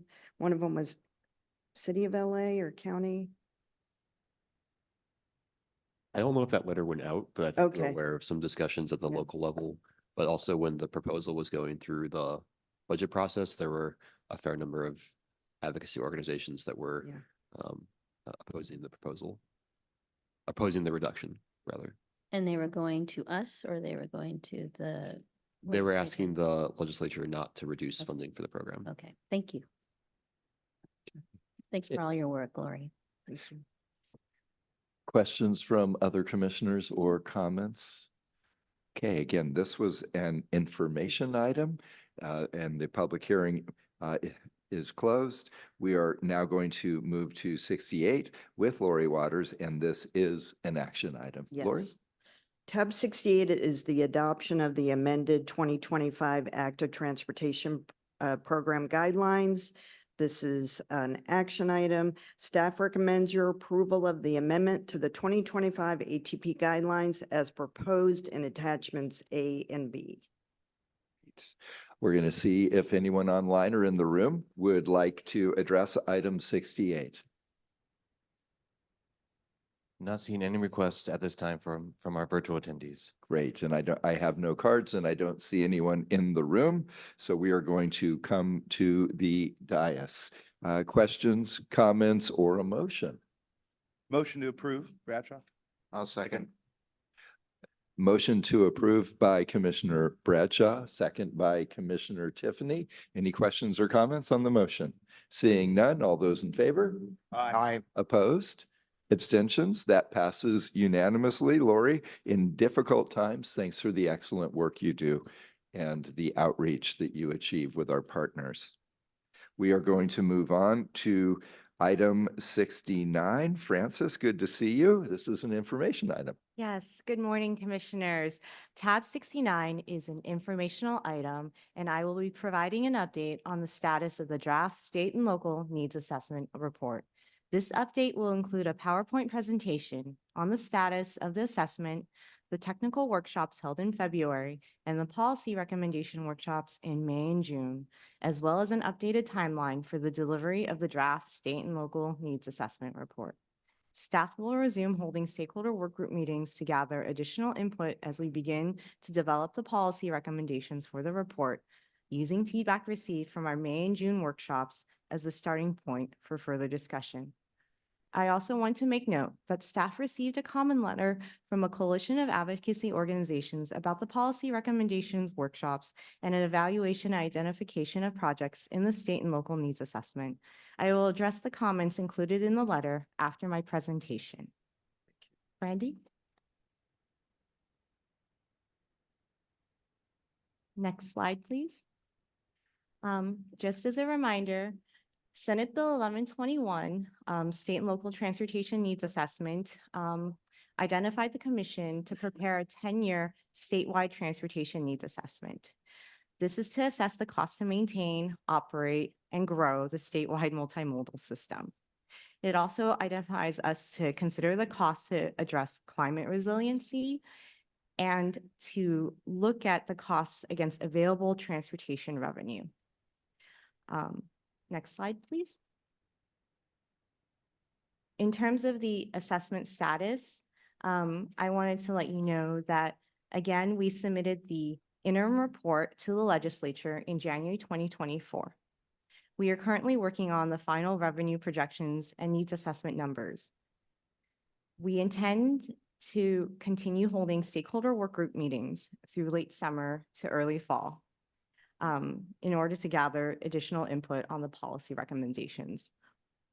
We will be releasing the draft full needs assessment this fall, and the full needs assessment will be due January 2025. Next slide.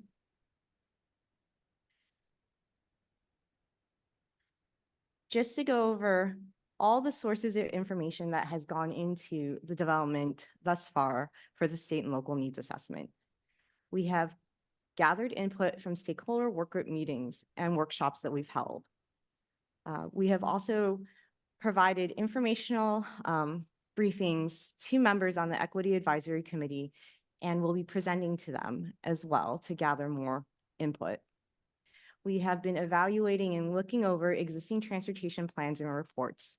That includes the State Highway System Management Plan, the California drafts, the draft California State Rail Plan, the local streets and roads reports. We also sent an extended fiscal needs survey to metropolitan planning organizations and regional transportation planning agencies to assess the status of their regional transportation plans, their 10-year multimodal needs, and 10-year revenue projections and identification of sources of funding. Next slide, please. In terms of the technical workshops, we held two in February, on February 16th and 21st. And this was the first sort of conversation where we reviewed some of the preliminary information that we had started receiving from our transportation stakeholders on the extended fiscal needs survey results. We also talked about the baseline scenarios, and at that time of the workshops, the Legislative Analyst's Office had released their report on transportation funding projections, and also utilized the Caltrans analysis that was based on our interim report. Next slide, please. In terms of revenue impacts on zero emission and higher fuel efficient vehicles, we had highlighted some preliminary information that we were able to bring to the policy recommendation workshops. And so currently, this is the information that we have on the left, right side, on what the potential revenue impact will be based on the legislative analysis report and Minetta Transportation Institute's report that was released in April of this year. Currently, our needs assessment analysis preliminarily projects this sort of 10-year revenue impact in terms of what the potential loss could be. We also took into consideration the policies in the state on reducing vehicle miles traveled by 25% of 2019 levels by 2030, in addition to reducing light-duty vehicle miles travels to 30% below the 2030 below 2030 levels by 2045. Regulations that we also evaluated in our assessment so far is the transition to zero emission vehicles, as noted here by the targets set in 2035, and also the medium and heavy duty vehicle sales to zero emission by 2036. Next slide, please. In terms of the actual policy recommendation workshops discussions, I want to highlight that, again, we held the workshops on May 31st in Los Angeles and June 18th in Sacramento. The workshops focused on gathering input based on the initial discussion on developing first principles and a starting point to discuss what potential funding scenarios or solutions for a more sustainable transportation funding source. During our first principles discussion, we heard time and again that the most critical thing in order to meet our statewide transportation needs is to have a sustainable funding source. So that was something that many of our stakeholders had highlighted would be the most critical sort of first principle in this report. So that is something we definitely incorporated and centered in our proposed first principles here, because the sustainable funding source would allow us to provide and achieve sort of meeting all our additional principles in this nice circular. In addition to that, stakeholders provided input and on the feasibility and potential drawbacks on each of the discussion scenarios that you see on your right-hand side. These were proposed discussion scenarios and are by no means the solution to what we were advocating or what would be in the full needs assessment. We discussed what if we did nothing and continued as is. What would it look like if we adjusted existing revenue mechanisms? Scenario 3 was a phased-in replacement of existing mechanism with road charge, and the discussion around a full replacement of existing revenue mechanisms with road charge. We also did get additional feedback on either modifying the scenarios or additional sort of transportation funding scenarios to evaluate as well in the full needs assessment. Next slide, please. So some key takeaways from our first principles discussion. There was a lot of really robust discussion on equity and accessibility, ensuring that all communities, including tribal, aging, disabled, and marginalized groups, benefit from transportation improvements. In terms of multi-mobility, promoting diverse transportation options to meet various needs. Maintaining our transportation system and infrastructure, continuing to prioritize the maintenance and rehabilitation of our existing transportation networks. Safety, enhancing safety for all transportation system users. Economic development. I think, in California, we often talk about being leaders in multiple fronts, and I think this is to continue to support the economic growth through efficient transportation. Sustainability and climate resiliency, addressing our climate goals set forth in the state and promoting a resilient transportation system. and in terms of innovation and technology to continue fostering innovation in transportation technologies and practice and prioritize data security and privacy. Next slide, please.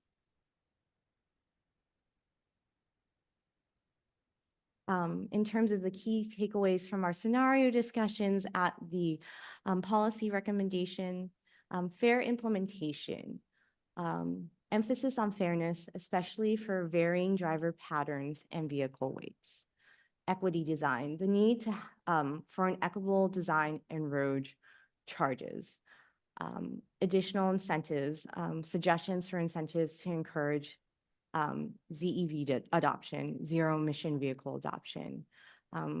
Creative solutions calls for innovative funding mechanisms beyond our traditional taxes. Additional scenarios to explore.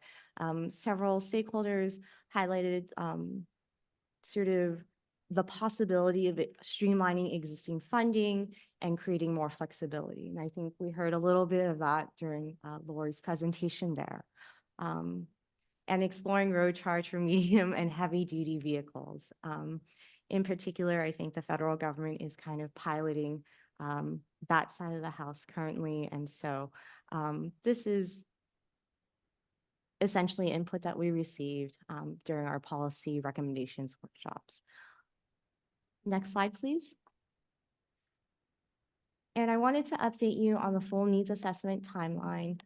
Again, we submitted the interim report in January. We held our 2 technical workshops, and we have held our 2 policy recommendation workshops. We will continue to hold stakeholder work group meetings, like I said, late summer to the fall. And the release of the draft needs assessment will be fall to winter.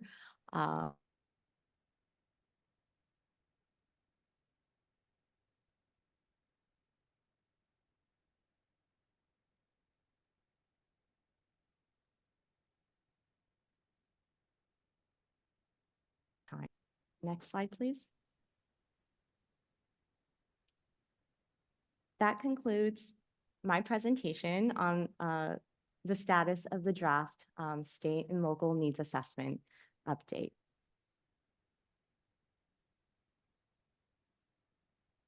Francis, you mentioned after your slides, you wanted to Yes. address other issues. Yes. Please do. So attached to tab 29 is a comment letter that we received from a coalition of advocacy organizations. This letter highlights a concern around the ability of a revenue neutral road user charge to meet the state's multimodal transportation needs. The letter also requests that the state and local needs assessment include an evaluation and an identification of projects to meet compliance with the Clean Air Act, California Air Resources Board's regulations, and to identify transportation infrastructure needed to comply with the Americans with Disabilities Act. First, I want to highlight the concerns brought up by our stakeholders around revenue neutrality. At the workshops, we received several comments on whether a revenue neutral sustainable funding solution like road charge would be sufficient to cover all the transportation infrastructure and operational needs in the state.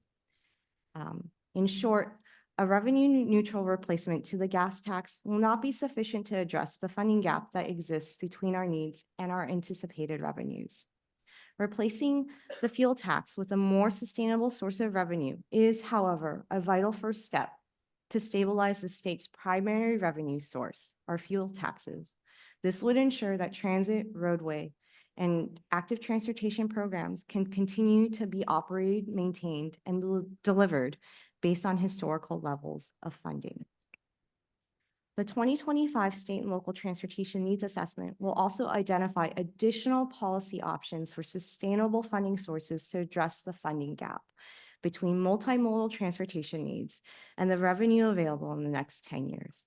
This includes accessibility needs for the state's aging and disabled population and climate adaptation costs. Identifying a suite of policy options to develop a sustainable source of transportation funding for all modes will be an important part of the needs assessment and future updates. This discussion will continue with stakeholders through the fall. Some statewide multimodal needs and revenue sources are still in the process of being evaluated in other efforts. So the final assessment issued in early 2025 will identify available information, areas for further analysis, and reference any relevant forthcoming reports. For example, CalSTA, in consultation with the Senate Bill 125 Transit Transformation Task Force, is charged with issuing findings and policy recommendations in October 2025 to the California State Legislature to address long-term operational transit needs, including an analysis on the Transportation Development Act. This will be very important to complement, or this work will be very important to complement our work on the state and local needs assessment. I would also like to address the comments in the letter on the evaluation and identification of projects to meet compliance with the Clean Air Act, California Air Resources Board's regulations, and to identify transportation infrastructure needed to comply with the American Disabilities Act. In terms of project identification, the needs assessment will be a roll-up of information about projected costs of multimodal infrastructure needs across the entire state. The needs assessment is intended to provide a broad statewide look at transportation needs gathered from existing reports and information such as our regional transportation plans.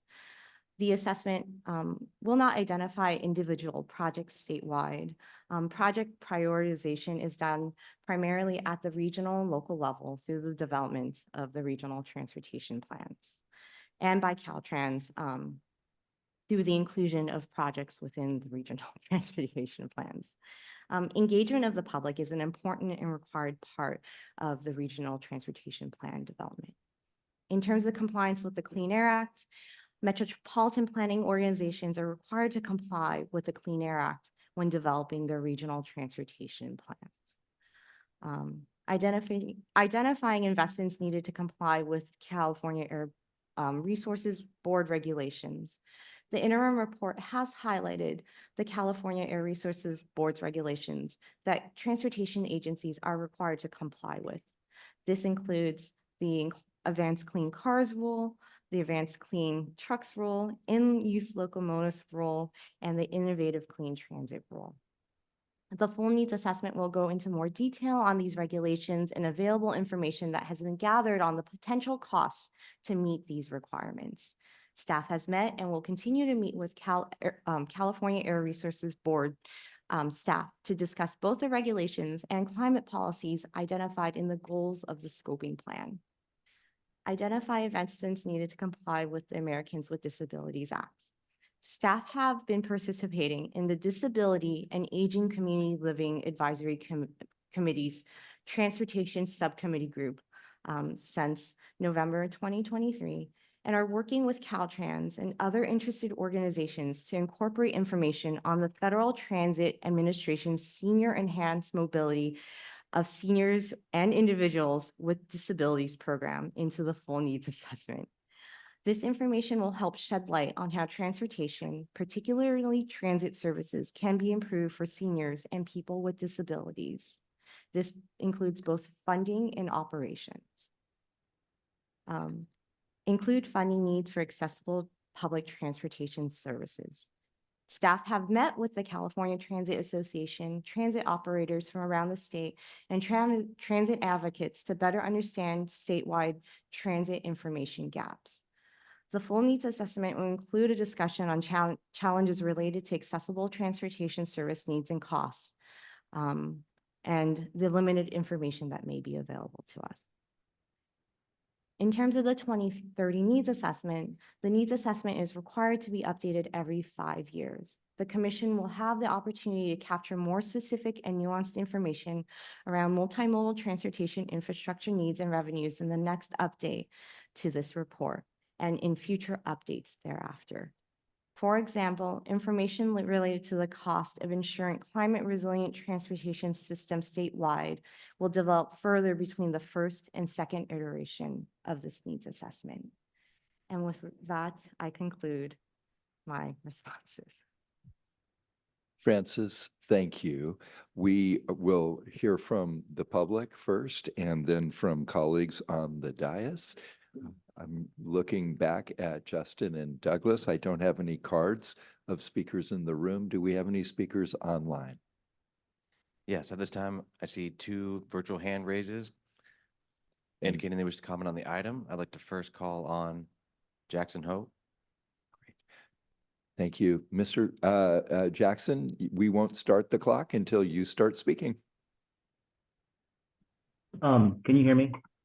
Yes. I apologize. I don't know why my system went and raised my hand. So that's not, I didn't mean to raise my hand. That is okay. It happens to all of us. We'll go to the second speaker. Up next, I'd like to call on Adina Levin. Hello, good morning, commissioners and staff. Adina Levin with Seamless Bay Area, and also supporting the chair of the Disability and Aging Community Living Advisory Transportation Subcommittee. For a reference, part of the coalition letter making the points that staff was just speaking to. Glad to hear staff describe and discuss the revenue replacement for the current fuel tax as being necessary, but not sufficient to address the state's legal requirements and policy goals around climate and air pollution, as well as accessible transportation for seniors and people with disabilities. In terms of doing as much as possible by the initial deadline, the climate crisis is upon us with the wildfires that we all know of. And we therefore urge getting as much as possible, especially in partnership with the SB 125 parallel initiative, to have as much information as possible on the needs for transit and active transportation in terms of funding, operating capital, to be able to be in this generation of the assessment, to be able to guide the recommendations of this body as soon as possible and not waiting for another 5 years. And likewise, urge as much effort as possible on the transportation for people, seniors and people with disabilities, considering along the lines of the master plan for aging, ADA is a floor, not a ceiling, and coming up with ways to address information gaps sooner than 5 years from now. Thank you. Thank you, Ms. Levin, and thanks for being such a good steward of your 2 minutes. Do we have anyone else online? Yes, we received one other request to comment at this time. I'd like to call on Kiana Valentine. Welcome, Ms. Valentine. Good morning, Mr. Chair and Commissioners. Thank you so much for the opportunity to comment on this item. Two observations. The first being recognition and acknowledgement of the great work once again of the CTC staff to conduct stakeholder engagement around the development of the SB 1121 report, as well as the policy recommendations, which I think are as critical as the understanding of the needs on our multimodal transportation system. The second is to share with you all, commissioners, staff, regional agencies, and other partner stakeholders in the room and online a little bit about what the transportation construction industry is doing to try to understand and be a part of the solution in regards to finding sustainable revenue into the future to fund existing and future multimodal transportation needs.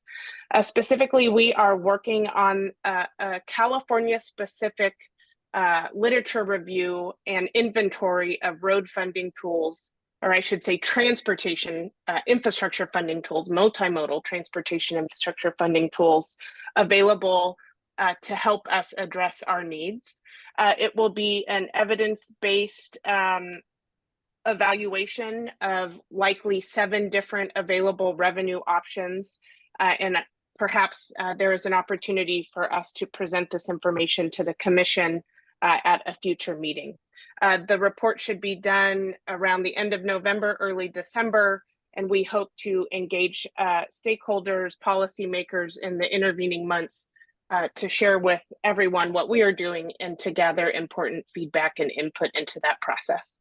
And with that, thank you so much for the opportunity again. Thank you, Ms. Valentine, and we look forward to being informed by that report that you're working on. Are there any other online speakers? See no other request to comment at this time. Great. Are there any speakers in the room, as I have no cards before me?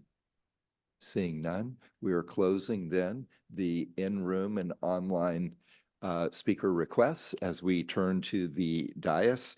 Again, this is an information item, but questions, comments from colleagues? Yes, Vice Chair Grisby, followed by Commissioner Tiffany.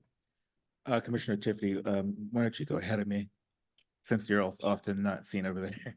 No problem, but thank you.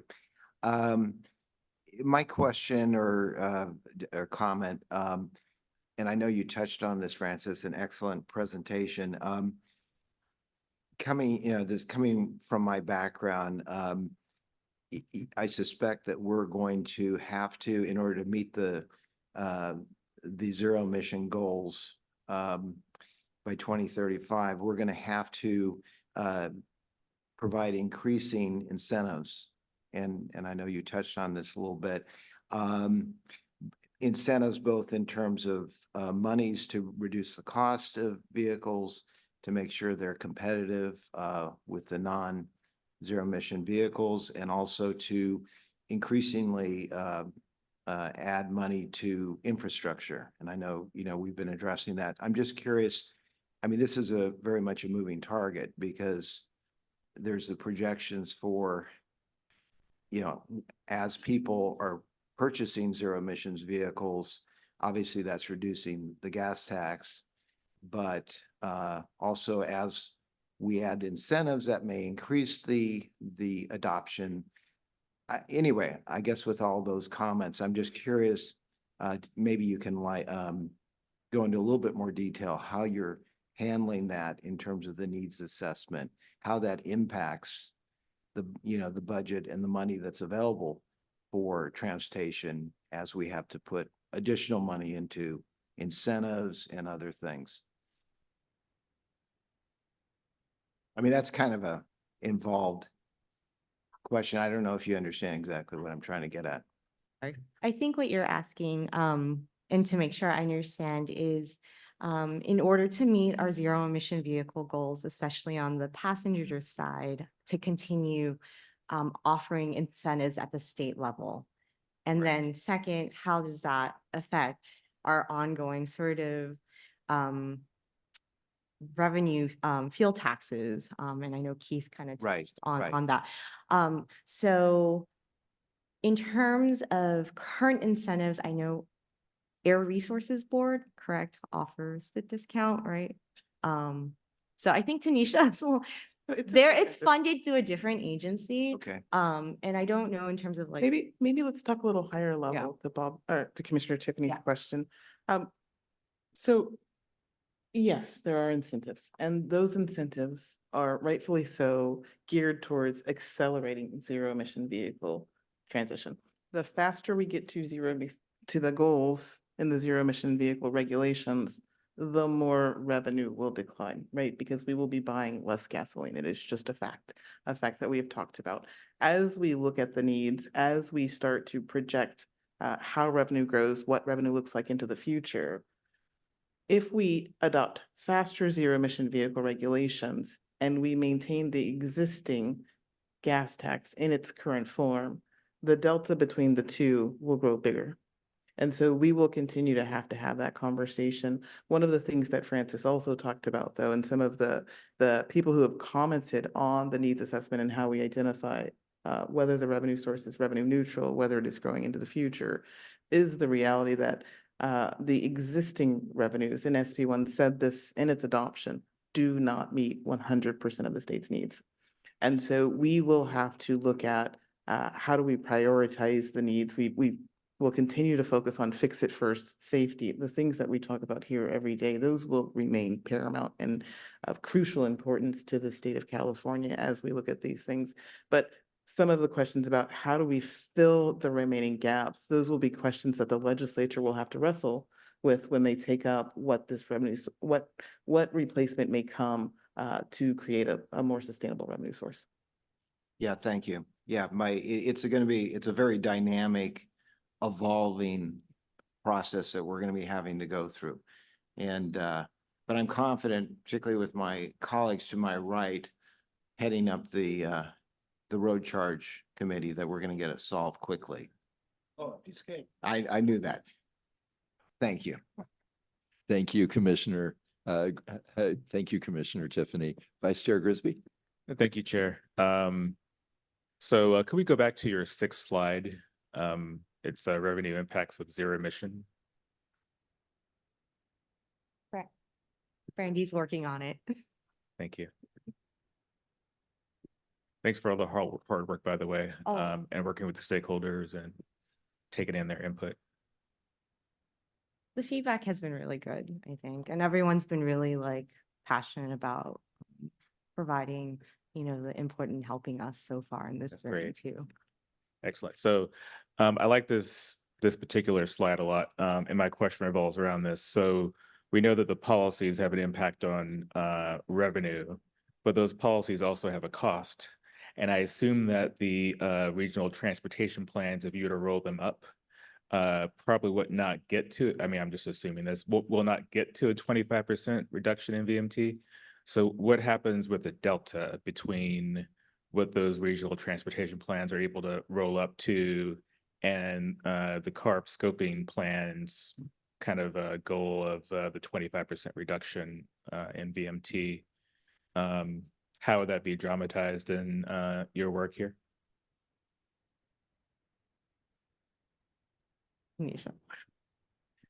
So a couple of things. As we look at how we work towards that 25% scoping plan goal for a VMT reduction, and when we compare that to the regional transportation plans, the target set by the California Air Resources Board across the 18 metropolitan planning organizations will get us about 19% of the way there. That is incorporated into the scoping plan.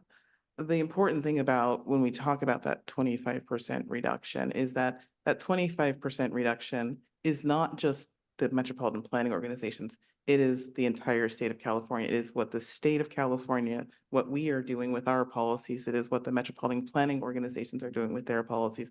And then those areas that are actually outside of metropolitan planning organizations, what they are doing with their policies as well.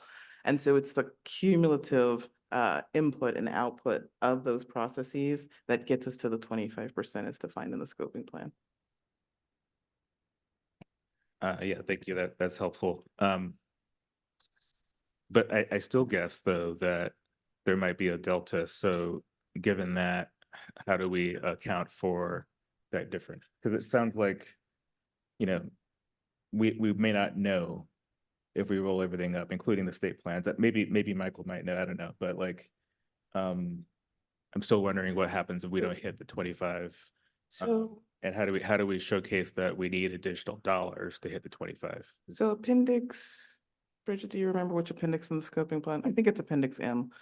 Don't quote me on that, but there is actually a sustainable community strategy kind of section, which isn't really tied to the SCSs, even though the name is similar, that lays out a path to that 25%.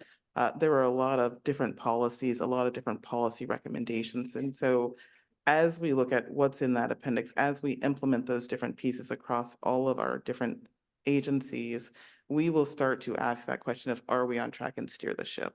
The other thing that we haven't talked about today, but we often talk about and comes up every 5 years, is the California Transportation Plan actually has a requirement to show how the state of California will meet the climate goals.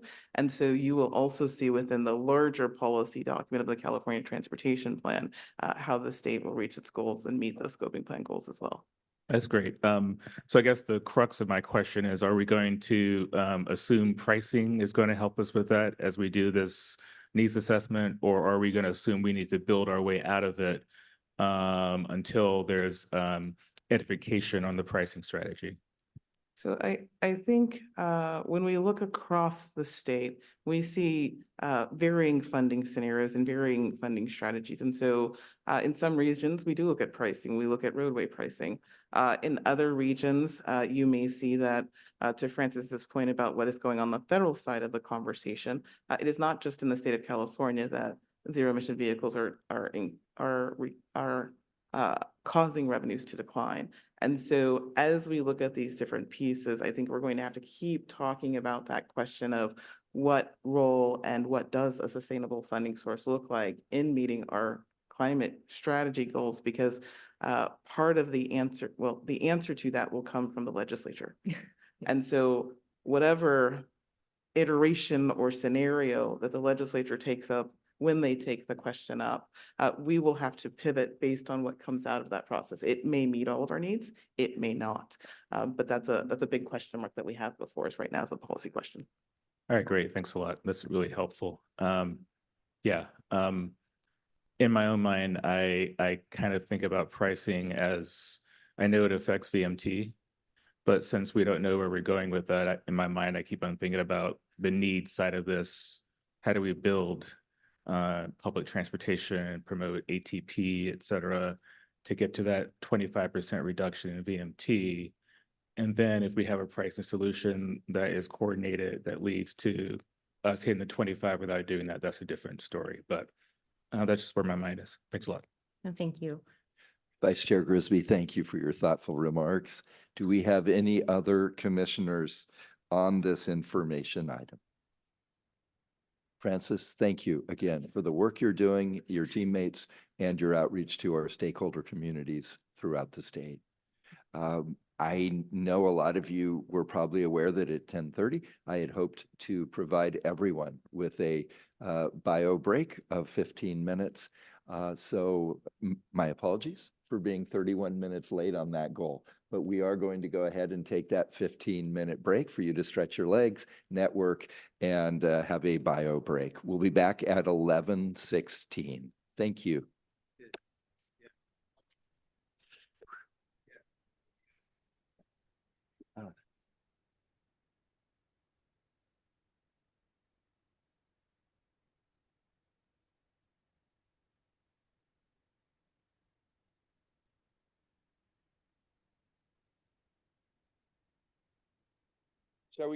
Shall we keep true to our word?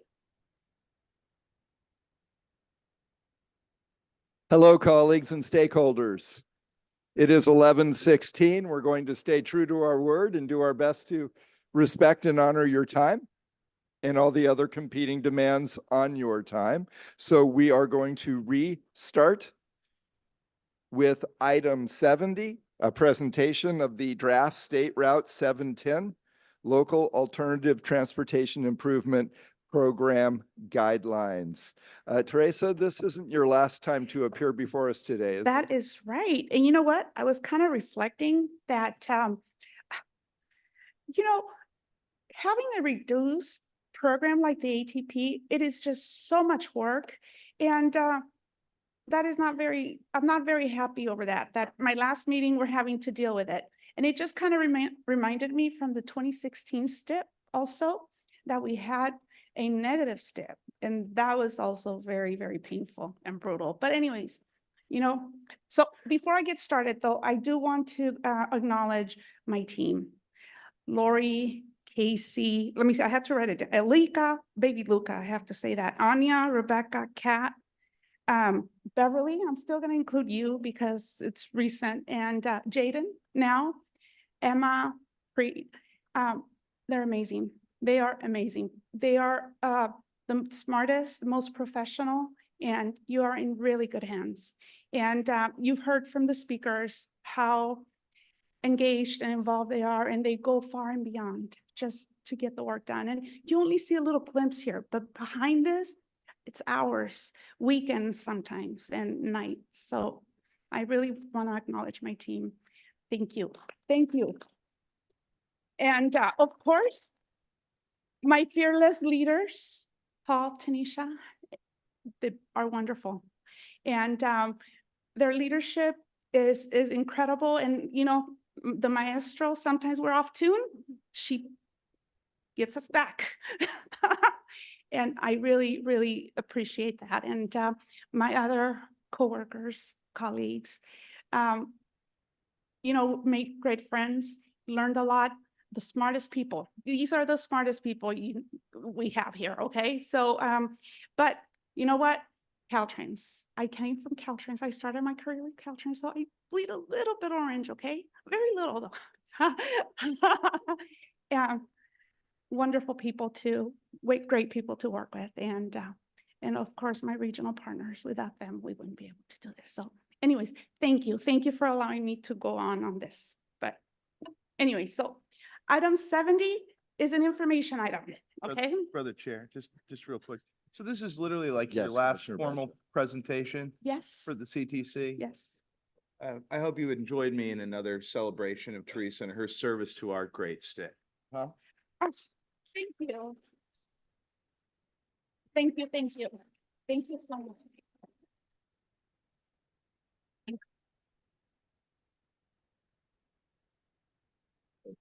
Commissioners, Hold on, Teresa, let me just say something because I've known you a very long time. a long time. Going 26 back, yeah, from your Caltrans day, and you're exceptional at what you do. And you are going to be missed. But I want to say, like, just as important to me, you're an outstanding human being. You've always been nice, cordial, very amenable to what, asks we have, whatever asks we have, but just friendly. And I appreciate that demeanor in people. So thank you and good luck and have fun. I You will. deserve it. Thank you. Thank you. Okay, agenda item 70, okay? Commissioners, agenda item 70 is an information item. These are the draft guidelines to the State Route 710 Local Alternative Transportation Improvement Program. Government code authorizes the California Transportation Commission to develop guidelines to establish a process for programming and allocating funds resulting from the sale of the State Route 710 excess properties. There are only 5 agencies that are eligible to receive the funding. These are the cities of Pasadena, South Pasadena, Alhambra, La Cañada Flint Ridge, and zip code 90032 within the city of Los Angeles. Statute requires Caltrans to deposit the proceeds from the sale of State Route 710 surplus property into the State Route 710 rehabilitation account. Once the funds exceed 1.2 million, less any reimbursements due to the federal government, the remaining funds shall go to this program. Caltrans will report annually to the Commission by August the status of the program and revenues accumulated to date. This report is included in this agenda under tab 39. Staff began the development of these guidelines in 2018. But because of the changes in legislation as it relates to the sale of the properties that would impact the revenues generated for the program, it was placed on hold until recently. Staff held 4 public workshops with the eligible cities as well as LA Metro, Caltrans, and other interested parties. The work group agreed on the policy elements of the draft guidelines. They're found under attachment B of this book item. It was also agreed that annually, once Caltrans publishes the program update, the 5 eligible jurisdictions would determine amongst themselves the best method to distribute the funding. Once they agreed, they may propose a program of projects and staff will make a recommendation to the Commission once we verify the projects are eligible and funding is available. This program may fund all phases of a capital projects, and the jurisdiction must explain how they arrived at their priorities in selecting the projects, including community engagement and community support for the projects. This is a draft, and comments are still, we're still accepting comments until September 13th. Staff will be presenting the final guidelines at the October Commission meeting. And that concludes my remarks, and be happy to answer any questions. Teresa, thank you. We will come to the dais after we hear from the public. We will start, Justin and Douglas. Are there any speakers online that would like to address this item? Thank you, Chair. I do not see any requests at this time from our virtual attendees to comment on the item. Great, thank you. We have two speaker cards. If they could please line up for efficiency reasons. First, we will hear from Fanny Guzman and then Patricia Chen. Welcome, Ms. Guzman. The clock won't start until you start. Thank you. As you know, my name is Fanny Guzman. I work with El Sereno Community Land Trust, but part of my duties are working with reclaiming our homes. And I just wanted to share my experience with the SOL hearing that was held on April 26, 2024 at South Pasadena High School, which serves as an illustration of how Caltrans operates within a control system that dictates who can speak and what topics they can address. At the beginning, Dan Murdoch took a discriminatory and patriarchal stance by positioning CHP officers inside the high school auditorium. He specified that community members were only allowed to discuss the proposed changes to the Rorty Act guidelines, abruptly cutting off the first 5 speakers before they could complete their comments. The procedure of public meeting during that session evoked memories of a time when racism was overt and students faced physical discipline in schools, reminiscent of Dan Murdoch's silencing of comments from the directly affected community. The communities are requesting a shift on how Caltrans practices community engagement to ensure inclusive participation from those impacted by Caltrans projects. Caltrans can initiate equitable practices by involving the most vulnerable community members affected by the defunct 710 freeway project in developing an innovative and comprehensive solution to minimize direct and indirect displacement by collaborating with the Reclaiming Our Homes campaign as a step towards this holistic approach. Thank you. Thank you, Ms. Guzman, for joining us today. Our second card, and at this time our only other card, is Patricia Chen. Welcome, Ms. Chen. Thank you. Good morning, Chair and Commissioners. I'm Patricia Chen, representing LA Metro. And I would like to express our support for the State Route 710 LA TIP guidelines that are proposed and our appreciation for staff and the excellent work that was done to put them together. I'd like to just give a little idea of the environment that we worked together under. We started out a few months before the pandemic, and then we worked with within laws changing, and we didn't know when they would stop changing, and other uncertainties, dollar amounts, when they would come in, and 5 different jurisdictions having very different needs. So it was a very challenging environment, and we really appreciate Commission staff for sticking with it and getting us to where we are today. I want to amplify our thanks, and I'll just say to Teresa Favila, thank you for your generosity of your time and your spirit. Thank you for your consideration. Thank you, Ms. Chen, and thank you for recognizing the great work of Teresa and her team. We appreciate that. I have no other cards, and there's no one else online, so we are going to take from hearing from the public to the dais. And so unless there's anyone else. Seeing none, we're going to the dais. Yes, Commissioner Falcone. Quick question, yeah, sorry. Please. So if the final guideline's October, how come you couldn't retire in October? As a true swan song to your very illustrious career. Well, you know what? Rebecca will be presenting them, and she is excellent. So, you know, nobody's really replaceable, I think, and I have a great team. And so I got it this far. They're going to take it through. Thank you.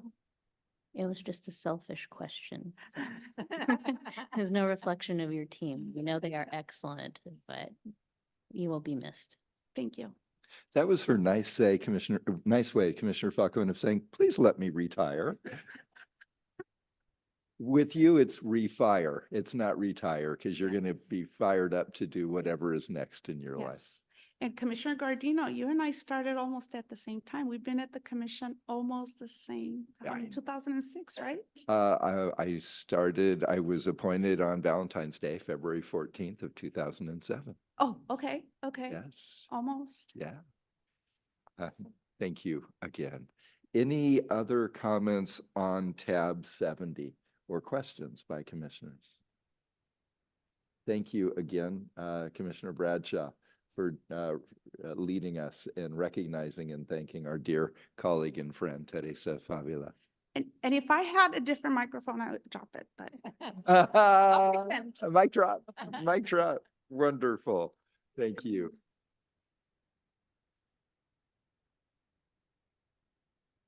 And the moment you've all been waiting for, right-of-way matters. We're going to ask Ahmed and Kimberly to be prepared to speak on Director's Deeds, item 71. Thank you. All right, thank you, Commissioner. Tab 71 is an action item that requires the Commission's approval for Caltrans to proceed with the execution of 5 Director's Deed under consideration for the sale of excess state-owned properties in the city of South Pasadena. This conveyance is in accordance to Section 118 of the Streets and Highway Code, the Roberti Act, and the State Route 710 Sales Program regulations. Under the Roberti Act, Caltrans is mandated to dispose of surplus residential properties acquired for the State Route 710 extension project in a way that preserves, expands affordable housing for low to moderate income families. In June 2022, Caltrans offered these properties in South Pasadena to the city in compliance with the Roberti Act, as amended by Senate Bill 381. These historic properties are being sold to the city of South Pasadena in conformance with Government Code Section 54239.4. which allows the city to purchase these historic properties at the department's original acquisition price, sell them at fair market value, and utilize those proceeds from the sale to finance the production or acquisition of 3 affordable housing units for each historic property being purchased from Caltrans. It's also worth noting that all the properties under consideration today have historic, architectural, and cultural significance, and as such will require substantial resources to improve, maintain, and preserve. The city of South Pasadena has identified a parcel suitable for developing 3 affordable housing units for each of the 5 historic properties under consideration, and the city has coordinated with the Department of Housing and Community Development as required by the Roberti Act. As such, staff are recommending approval of tab 71. Thank you. Is there anything else from staff that would like to be added?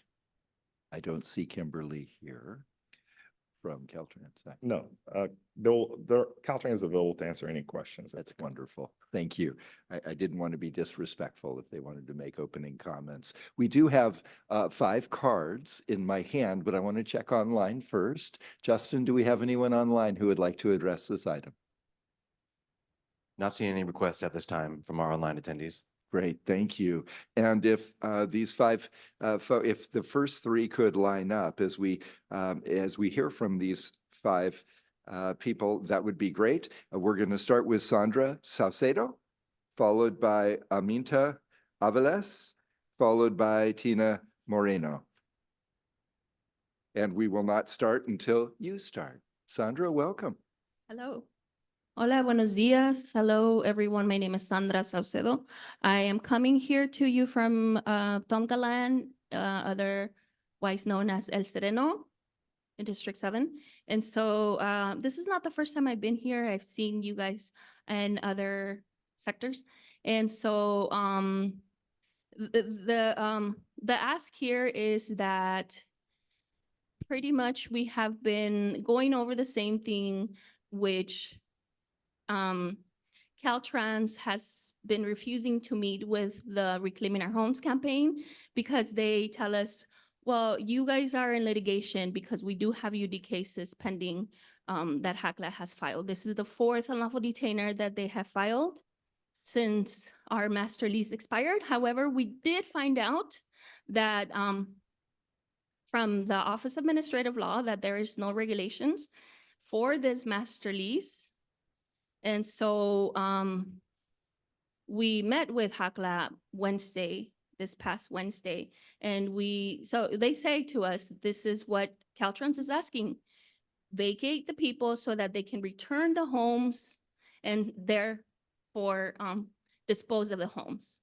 But in my opinion, and what I feel is that there's a conflict of interest because Caltrans and HACLA are colluding against us. They have awarded HACLA along with the city 10 plus homes in this process, and none for the El Sereno Community Land Trust, actually 1 home for the El Sereno Community Land Trust. And so they're still trying to displace us, even though their regulations are invalid or not even, they didn't take out any regulations, which is illegal at this point. So I wonder what the applications are for all 3 parties here. And that's all I have. Thank you very much, Sandra. We're going to now hear from Aminta Avelas. And if I'm mispronouncing that, please do correct me, followed by Tina Moreno, followed by Fanny Guzman. Good morning. I need interpreter, please. Oh, certainly. Teresa is come. Is it Teresa is coming forward now? Thank you, Teresa. Okay. Nomás hable un poquito despacio, ¿ok? Para poderle interpretar bien. Okay. Good morning. Buenos días a todos. Pues estoy aquí mi nombre es Aminta Ábalos y soy madre de una niña con necesidades especiales. Her name is Anita Avalos, and she's the mother of a disabled daughter with special needs. Soy una de las 26 familias que viven en viviendas públicas. She's one of the 26 families that live in public housing. Bajo el contrato maestro de arrendamiento entre ACLA y Caltrans. But under the contract of, no sé cómo decir el arrendamiento, pero master lease agreement entre Caltrans y ACLA, ¿verdad? Gracias. Mis ingresos son muy limitados y solo puedo permitirme la asequibilidad de adquirir muy profunda que actualmente solo está disponible en el corredor. Her income is very limited and she's only able to afford, ¿qué dijo en la última parte? Que mis ingresos son muy limitados y solo puedo permitirme accesibilidad. Her income is very limited and she's only permitted some accessibility. De alquiler muy profundo que actualmente solo está disponible en el corredor del Sereno. That el corredor, that she's only able to afford in the corridor of El Sereno. Sí. ACLA asumió la responsabilidad de encontrarnos a nosotros, las familias. ACLA assumed the responsibility to find those families. Viviendas permanentes. Permanent housing. Que sean y deben ser profundamente asequibles y no ponernos en riesgo de inseguridad habitacional. To be accessible and not put them at risk, to be at risk to... ¿Qué fue lo último que dijo? Asequibilidad habitacional, inseguridad habitacional. To put them at risk to not have housing. El programa de transición está fallando a los más vulnerables como mi familia. The program of transition is failing for families like her family. Y las 26 familias. And the other 26 families. Como lo menciono. Like she's mentioning. La reclamante Sandra Saucedo. The reclaimer Sandra Saucedo. La hipocresía de arrojar a las 26 familias nuevamente a la calle. The hypocrisy of throwing the 26 families to the streets. Mientras que Atlas se beneficia de la adquisición de estas propiedades de Caltrans. Meanwhile, ACLA is benefiting from the sale of the properties from Caltrans. Para albergar a otras familias. To give home to other families. Como que si nosotros no importáramos. Like if we did not matter. ¿Dónde está la equidad de ACLA y Caltra? Where is the equity between ACLA and Caltrans? Pretenden practicar. ¿Dónde se supone que viviré una vez que mi familia y yo volvamos a la calle? Y es lo que no queremos. Ahí ya me perdí. Oh, perdón. Que de dónde se supone que viviremos Where are they supposed to be living at? una vez que mi familia y yo volvamos a la calle, Once her and her family return to the streets, reclamando nuestros hogares reclaiming our homes y el fideicomiso de tierras comunitarias. and the Saleno Land Trust. Gracias. Ya, Sí.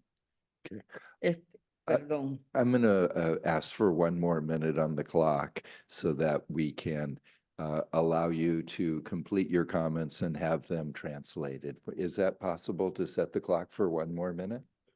Thank you. I appreciate that. El Sereno pide una Ah. solución holística basada en la comunidad. Del Sereno asked for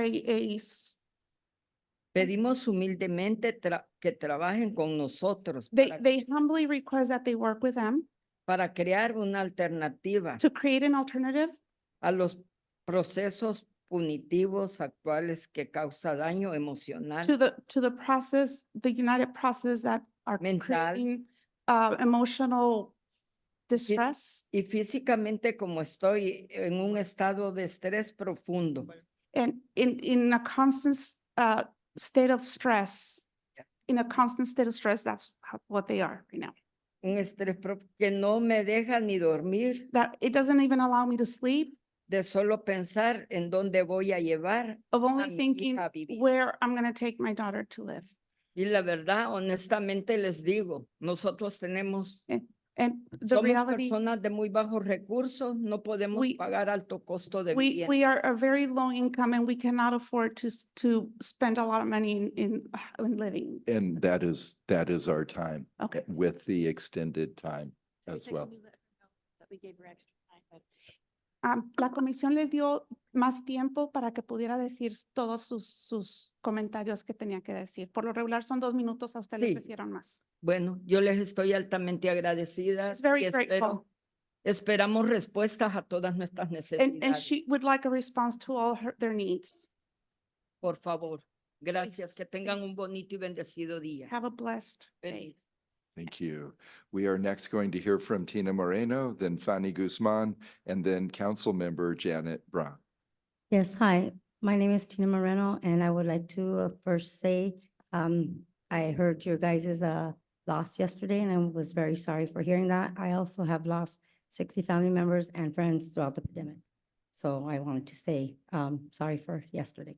Anyways, hi, my name is Tina Moreno. I am one of the El Sereno reclaimers.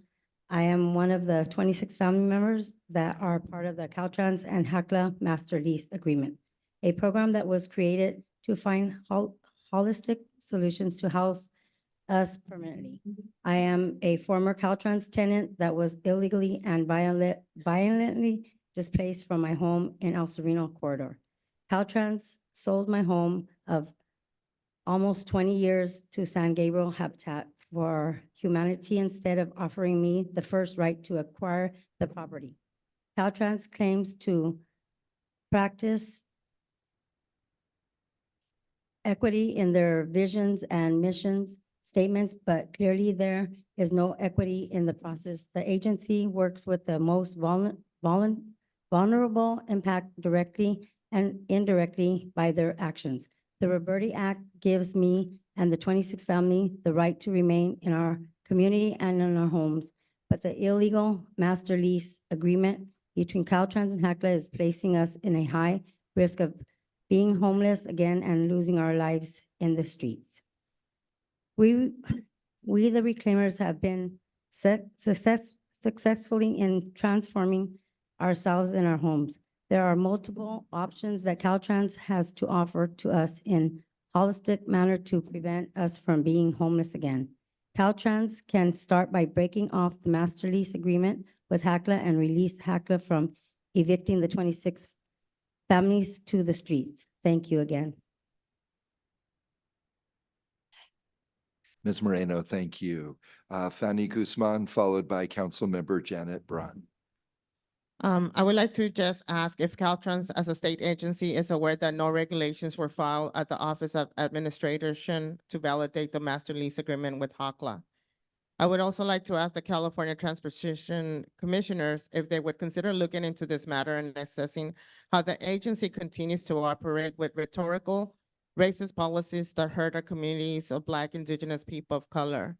When policy is created without the inclusion of the most impacted and vulnerable, then we continue to disseminate the rhetoric historical racism. Thank you. Thank you. And now Councilmember Janet Braun from the City of South Pasadena. Welcome. Thank you and good morning. My name is Janet Braun. I'm on the City Council in the City of South Pasadena. Thank you for your time this morning and for your service on this commission. The City of South Pasadena is excited at the opportunity to acquire these 5 historic properties in our city and return them to Californians looking to live in South Pasadena and restore them to their historic grandeur. Just want to note that these 5 houses are vacant and have been unoccupied for 20 years. These sales will provide 5 new homes to families and individuals, allow for the restoration of these historic properties, and yield funding for the city to invest in 15 new affordable housing units. South Pasadena is working hard to promote additional housing in our city, and these houses play a critical part in our plans. We have identified an affordable housing developer with whom we will work, sorry, I need my glasses now, with whom we will work to build a 51-unit all-affordable project in our downtown area near stores, jobs, and transportation. Since 2021, South Pass has approved 698 housing units in our 3.4 square mile city with 10,000 existing housing units, and we have an additional 215 units in our pipeline. The City of South Pasadena enthusiastically supports this item and the sales of the houses. We would like to thank Caltrans, including Director Gloria Roberts and Deputy Director Dan Murdoch, for their collaboration and assistance in getting us to this point. And last, thank you all for your consideration of this action. Thank you, Councilmember, for driving and joining us today. Do we have anyone else online? Not seeing any other requests at this time. Great. And I don't have any other speaker cards? Great. Then we are going to go ahead and close that portion and bring it to the dais. And bring it to the dais. Commissioners, comments, questions, possible motion. What is your pleasure? Just one quick question. So these particular properties, from what we just heard, they have been unoccupied for 20 years? That's correct. Is that correct? Okay. I just want to make sure that we're only talking about these properties right here. Yeah. Correct, Commissioner. Okay, thank you. Other questions, comments, or action? So moved. We have a motion to approve from Vice Chair Grisby. There is a second from Past Chair Eager. Now that we have a motion and a second on the table, is there any other questions or comments from my colleague commissioners? Seeing none, all those in favor? Aye. Opposed? Abstentions? That passes unanimously. Thank you on such a challenging and difficult item for your good work on staff. Thank you, Commissioner. We are going on to item 72. And we're going to take 72 and 73 together. Bridget Driller. All right, thanks, Chair Guardino.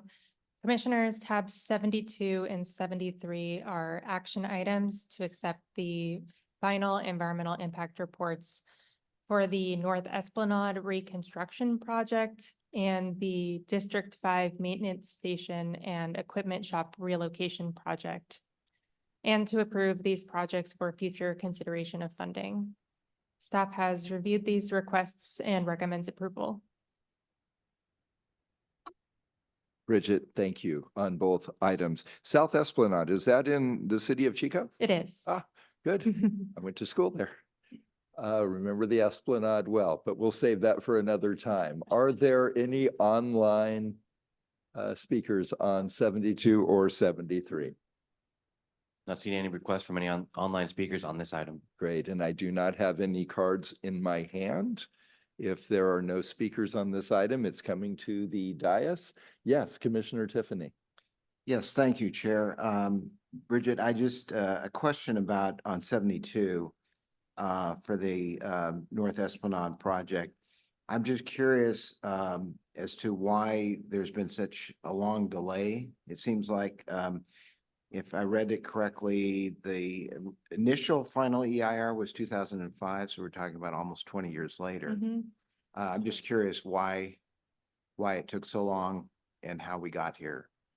Sure. So before I take that question, I'll check to see if there's anyone from the city of Chico online. Yeah, if we could turn it over to Jesse Hudson from the city of Chico. Jesse, welcome. Hi there. We can hear you. Okay, cool.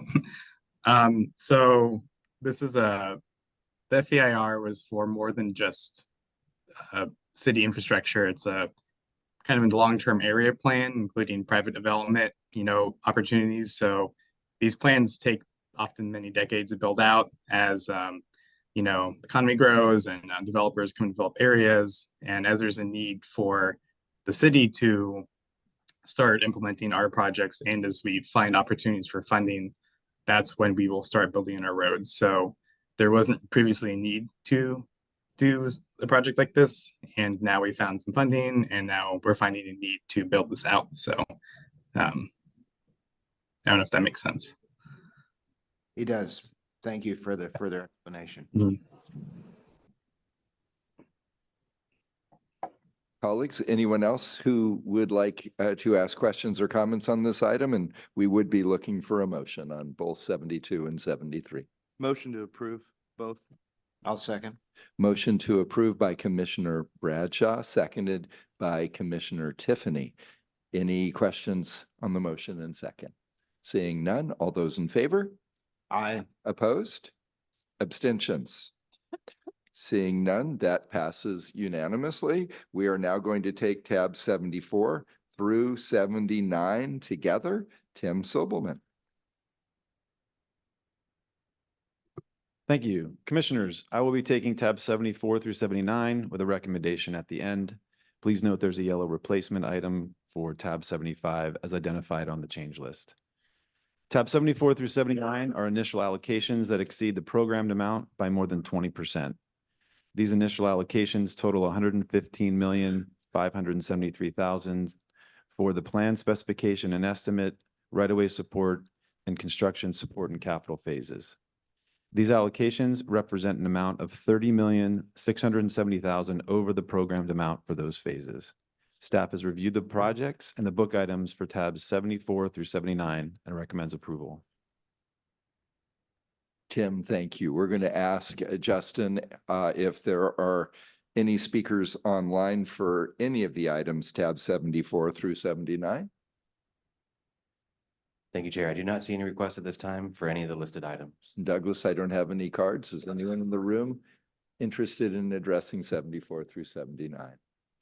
Seeing none, we're going to bring that to the dais to see if there's a motion or any questions. So moved.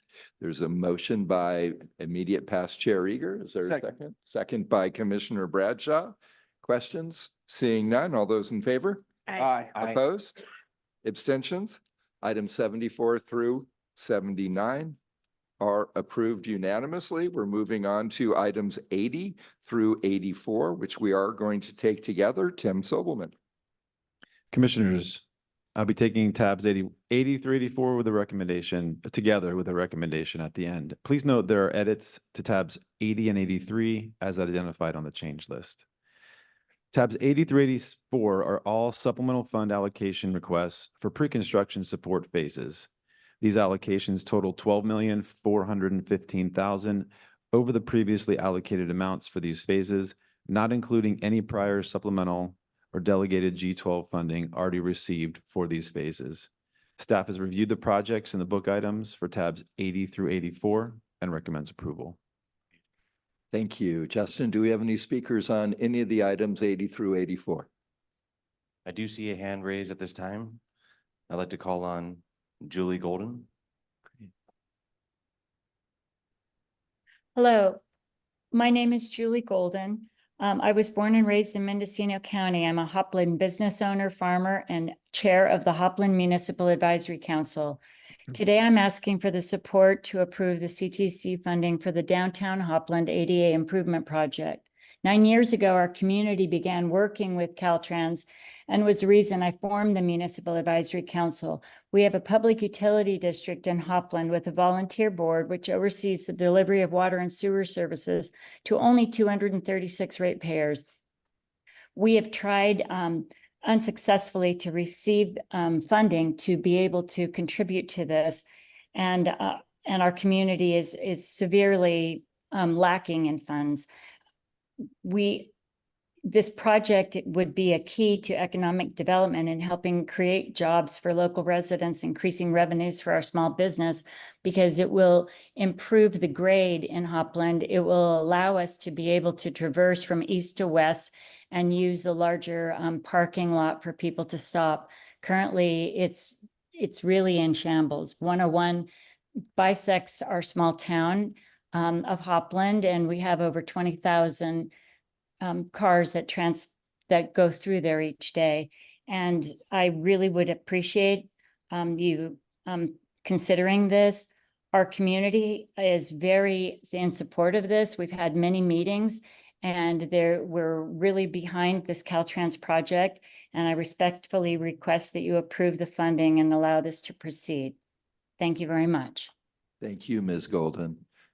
Are there any other speakers online? Not seeing any other requests to comment on any of these items at this time. Thank you, Justin. I do not have any speaker cards. Is there anyone in the audience who'd like to address 80 through 84? Seeing none, we're bringing it back to the dais. What's the will of the commission? Motion to approve. There's a motion by Commissioner Bradshaw, a second by Commissioner Cruz. Any questions? Seeing none, all those in favor? Aye. Opposed? Abstentions? That passes unanimously. We're going to take items 85 through 88 together, again with the dulcet tones of Tim Sobelman. Thank you. Tabs 85 through 88 are all supplemental fund allocation requests for construction capital and support to award construction contracts. These allocations totaled $20,865,000 over the previously allocated amounts for these phases. Staff has reviewed the projects and the book items for tabs 85 through 88 and recommends approval. Great. Thank you, Mr. Sobelman. Do we have any speakers online? No requests to comment on any of these items at this time. Thank you, Justin. Douglas, I don't have any speaker cards. Is there anyone in the room who would like to address 85 through 88? Seeing none, we're going to bring it to the commission. So moved. There's a motion by Vice Chair Grisby. Second. Second by Commissioner Bradshaw. Any comments from any commissioners before we take our vote? Seeing and hearing none, all those in favor? Opposed? Abstentions? Items 85 through 88 are approved. Tim Sobelman, keep those vocal cords warmed up. You have tabs 89 through 91. Thank you. I will be taking tabs 89 through 91 with a recommendation at the end, but please note there is a yellow replacement book item for tab 90 as identified on the change list. Tabs 89 through 91 are all supplemental fund allocation requests for construction capital and construction support to complete construction. These allocations total $5,627,000 over the previously allocated amounts for these phases. These increases do not account for any prior supplemental or delegated G12 funding already received for these phases. Staff has reviewed the projects and the book items for tabs 89 through 91 and recommends approval. Mr. Sobelman, thank you. Do we have any speakers on 89 through 91? No request to comment on any of these items. Thank you, Justin. I don't have any cards. Douglas, no cards? Seeing no one in the room, we will bring this to the dais. What's the will of the commission? Motion to approve. Bradshaw. You know what? That was like a tie. I'm going to go with Chair Eager and a second by Commissioner Bradshaw, if that's okay. I can. Great. We have a motion and a second. Any further questions or comments? Seeing none. All those in favor? Aye. Opposed? Abstentions? And that passes. Thank you, Mr. Sobelman. We're going to move on to tabs 92 through 94. Yes, 92 through 94. And do we have Anya virtually joining us? Yes, there you are on the screen. Welcome, Anya. Good morning, commissioners, for one more minute anyway. Tabs 92, 93, and 94 are action items requesting supplemental funds totaling $70,110,000 for 3 projects programmed in the Transit and Intercity Rail Capital Program.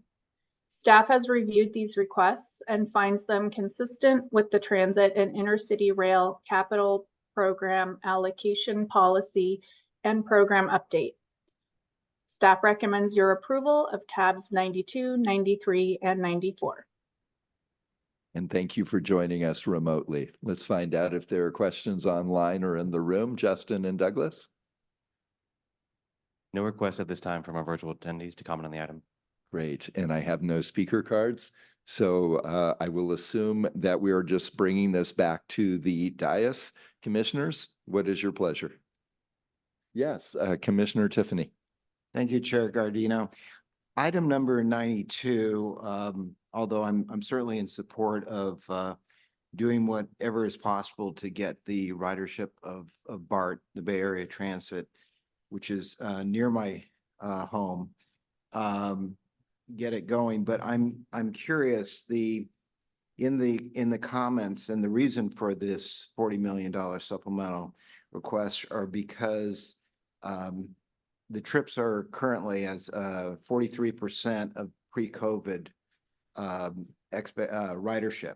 And so the expectation of money coming from that source, the ridership, is significantly reduced, which causing the request for this money.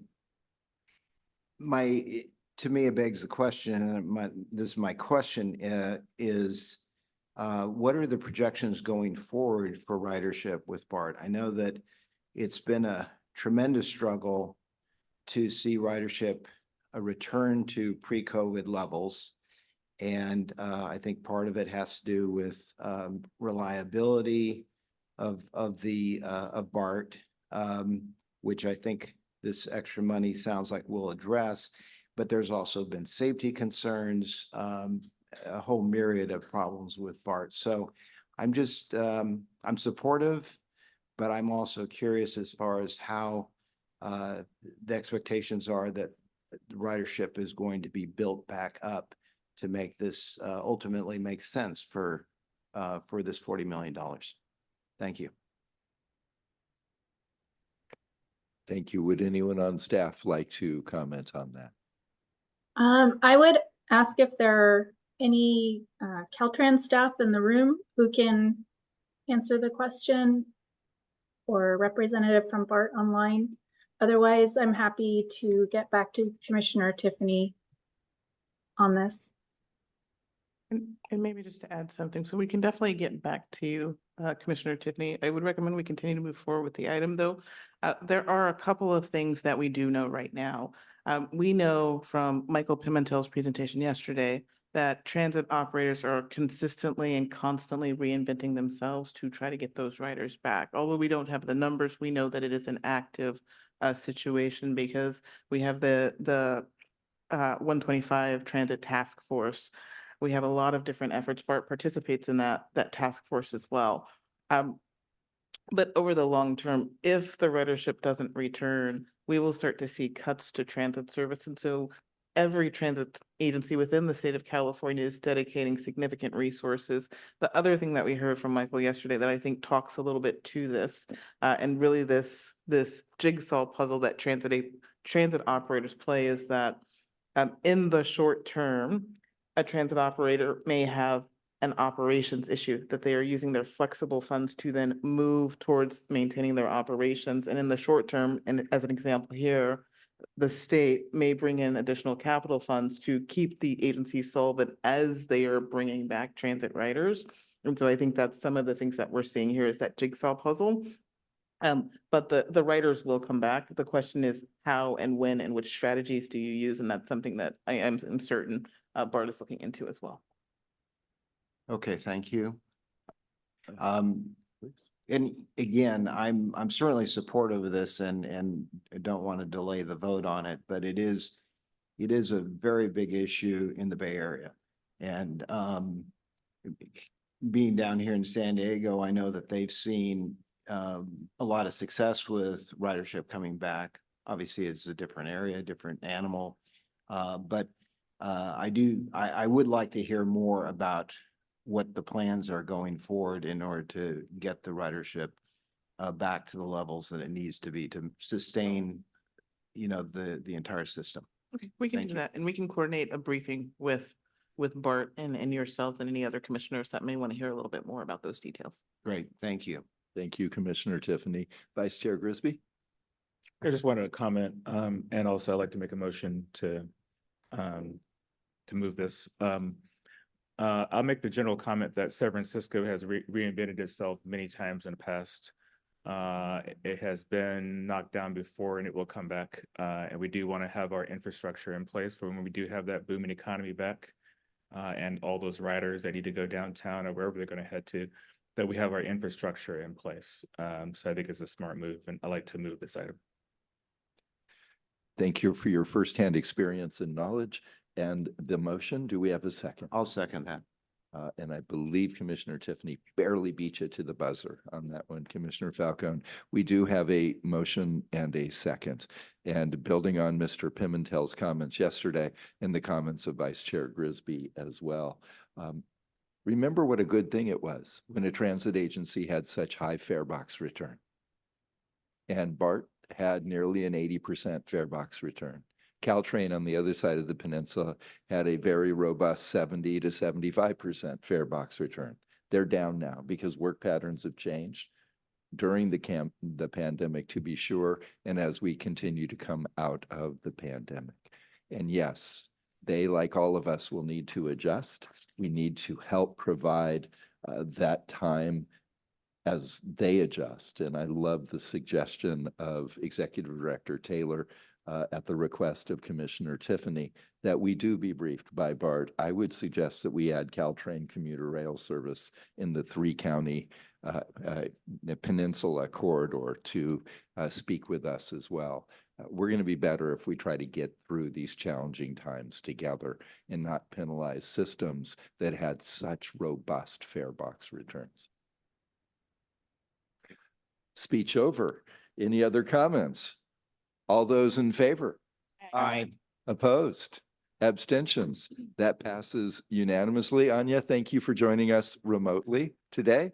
We're going to go to shop items, items 95 and 96, starting with John Prey. Yes, hi Commissioners.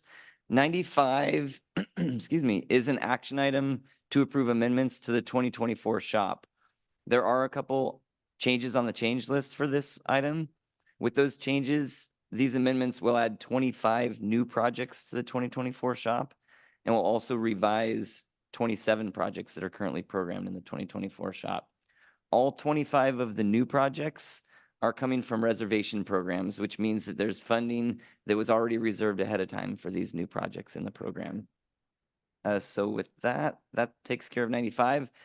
And then 96 is an action item to approve shop baseline agreements.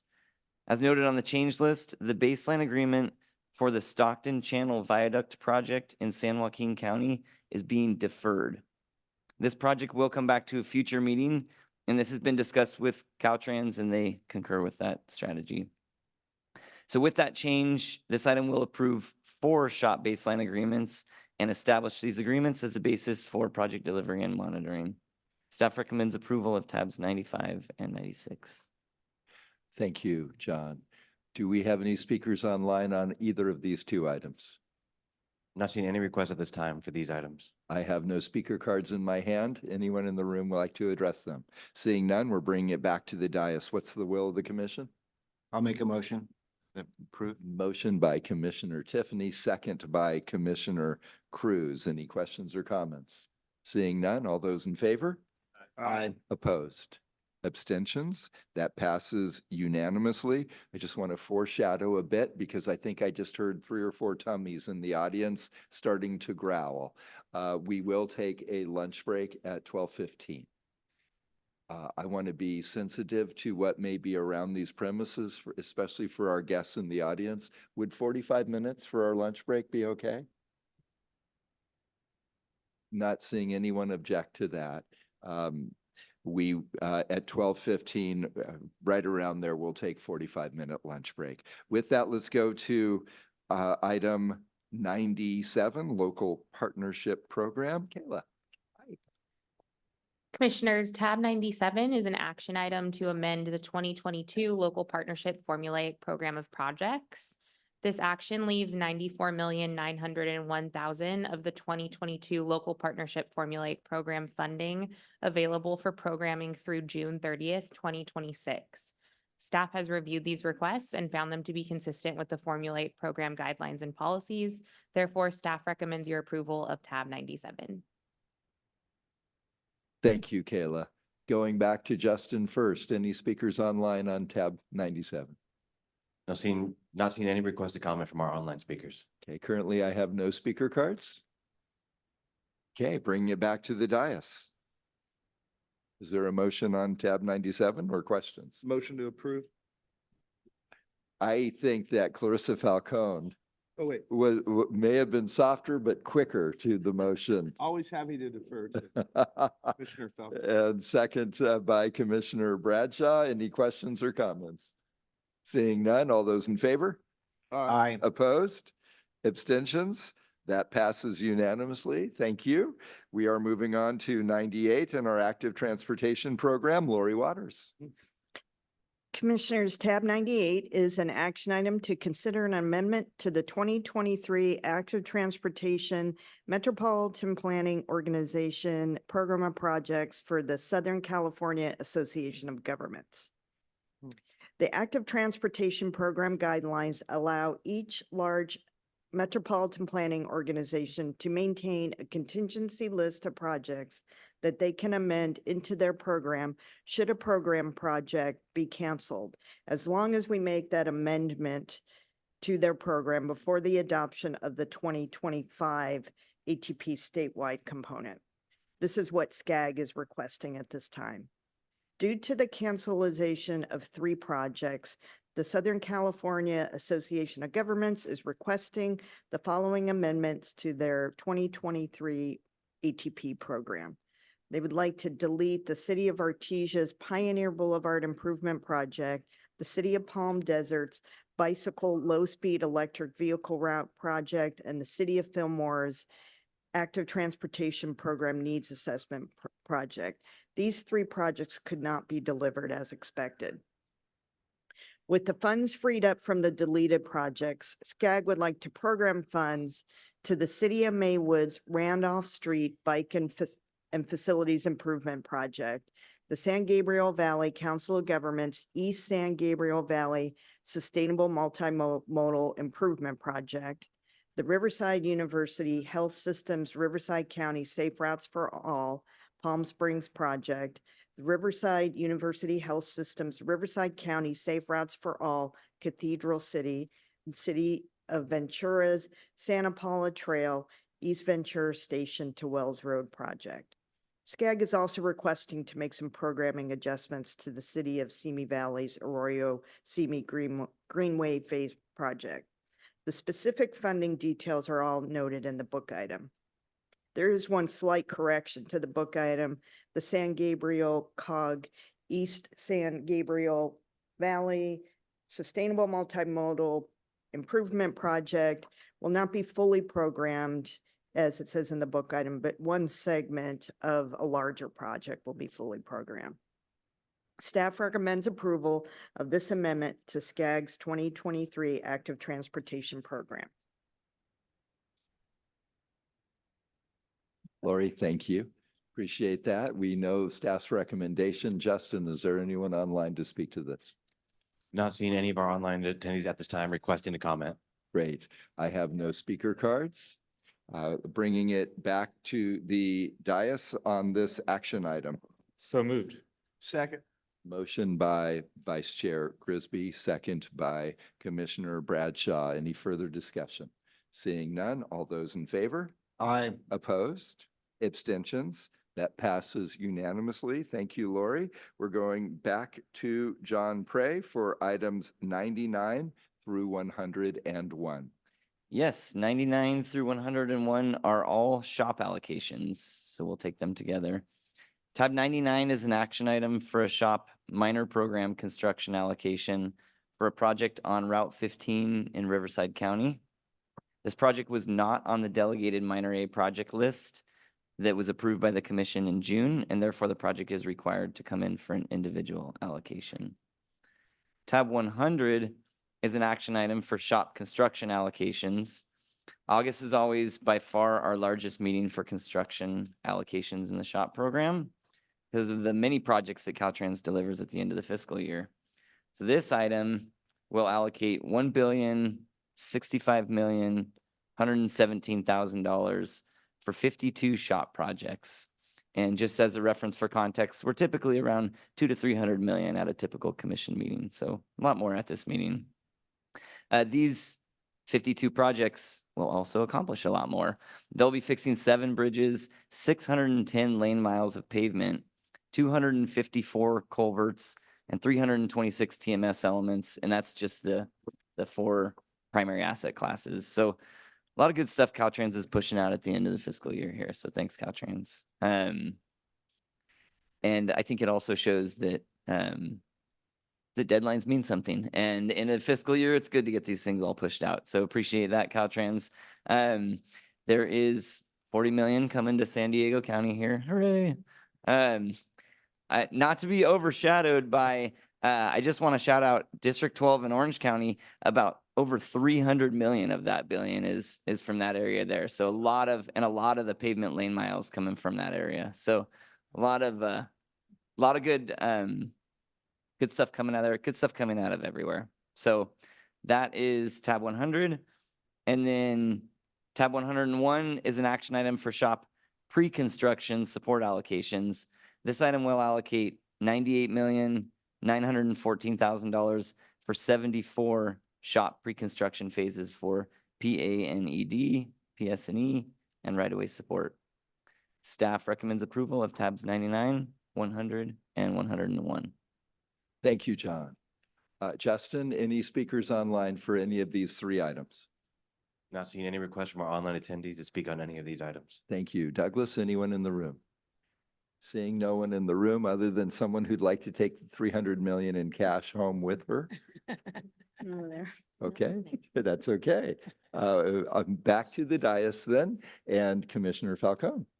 Thank you. I just want to say, John, thank you for providing the context on item 100 and really encapsulating the importance of the funding that we are deciding on and how it's being distributed. So thank you so much for that.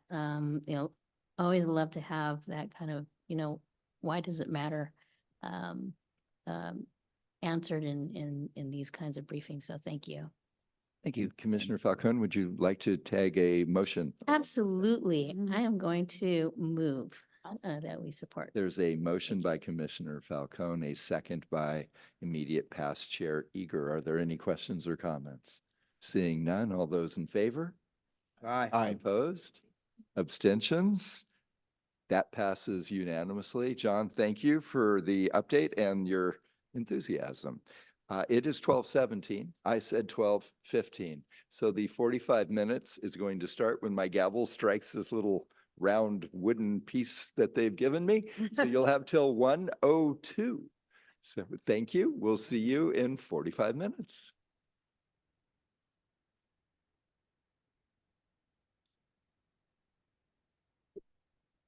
You are so good at nailing how long this is gonna take. Well done. I'm gonna text them. Yeah.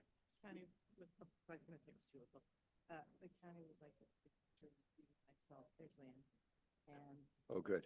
Leanne is in the room, so we now have a quorum and we can start our business. Thank you. No, we just, and waiting for Clarissa too, but we now have a quorum, so we are set. Great. Douglas, we don't need to call the roll. We can just start. Good. Thank you. And 102 through 104, Casey. Thank you, Chair Gardino. Tabs 102 through 104 include various STIP allocations as shown on the agenda and change list. Staff has reviewed these requests and recommends your approval of tabs 102 through 104. Casey, thank you. Justin, do we have anyone online to speak to these three items? Not seeing any requests at this time to comment on the item. Great. Douglas, I don't have any cards. Do you have anyone in the room? Seeing no one in the room, let's bring it back to the commission for action on 102 through 104. So moved. Thank you. Immediate past Chair Eager makes the motion with a second by Commissioner Cruz. Any discussion? Seeing none, all those in favor? Aye. Opposed? Abstentions? That passes unanimously. Thank you, Casey.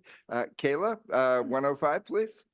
Thank you, Chair. Commissioners, tab 105 is an allocation for $263,000 in local partnership formulaic program funds for the National Trails Highway Bridge Replacements Amboy to Kelbaker project in San Bernardino County. Staff has reviewed this request and it is consistent with the local partnership formulaic guidelines. Therefore, staff recommends your approval of tab 105. Great. Thank you, Kayla. Do we have anyone online? We received no request to comment on the item online. Great. I have no cards in the room. Oh, great. Thank you, Commissioner. We are on tab 105. There is no one who'd like to speak to the item. It comes back to the dais. Do we have a motion? So moved. Thank you, Commissioner Tiffany. Is there a second? Second by Commissioner Bradshaw.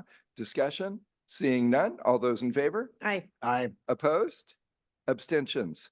That passes unanimously. Thank you, Kayla. And 106, Kat. I think Kat's joining us virtually. Yes, there she is. Hello. Good afternoon, Commissioners. Tab 106 is an action item requesting to allocate $47,885,000 to 18 transit and intercity rail capital program projects. Staff has reviewed these requests and finds them consistent with the program's allocation policy and program update. Staff recommends approval of tab 106. Justin, are there any speakers online on tab 106? I see no requests to comment on item 106 at this time. Thank you. Excellent. I do not have any speaker cards. Thank you, Douglas. Back to the dais, the will of the commission. Yes, Vice Chair Grisby. Thank you, Chair.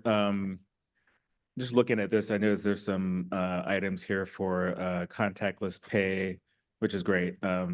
That's where we're headed, but maybe someone can brief me at some point on how this interacts with Cal ITP. Sort of curious. And I'll move the item. So I'll go ahead and jump in. I don't have an answer for your question, but I would be more than happy to get an answer for you and get that to you. Okay, thank you. I'll second the motion. Oh, thank you. Vice Chair Grisby makes the motion. Past Chair Eager with the second. Any discussion? Seeing none. All those in favor of tab 106? Aye. Opposed? Abstentions? That passes. We're going to take items 107 through 109 together. Excited that we're able to take up Otay Mesa here in San Diego, Clarissa, but we're going to hear from Kenneth Lopez and would love any perspective you might share with us as well. Thank you. Commissioners, good afternoon. I will present tabs 107 through 109 together with their recommendation at the end. Tab 107 is a request for $36,141,000 for the state-administered Strait Corridor Enhancement Program Otay Mesa Eastland Port of Entry Early Work Package Project on the State Highway System in San Diego County. Please note that this item has a technical change on the change list. Tab 108 is a request for $20 million for the local administered TCP North County Corridor Project, Phase 1 on the state highway system in Stanislaus County. Please note that this item has a change on the change list, revising the name of the implementing agency and adding the date that the project received right-of-way certification. Tab 109 is a request for $5,508,000 for 2 local administered trade corridor enhancement program projects of the state highway system, including the Interstate 10 corridor freight and managed lane project zero emission fueling infrastructure component in San Bernardino County, and the Shell Beach Road Share Use Path Extension Project in the city of Pismo Beach. Staff has reviewed these requests and recommends approval of tabs 107, 108, and 109. Kenneth, thank you. Let's find out if there's any public comment. Justin, is there anyone online? Yes, I do see we have one hand raised from one of our virtual attendees. It is a call-in number ending in 1705. Thank you, Justin. For that person, we won't start the clock until you start speaking. Welcome. Yes, thank you so much. This is Lorna Moffett, and I'm so sorry I missed the eucalyptus comment period, so I'll put in my 2 cents now. And it is basically that those groves are so valuable now in climate change.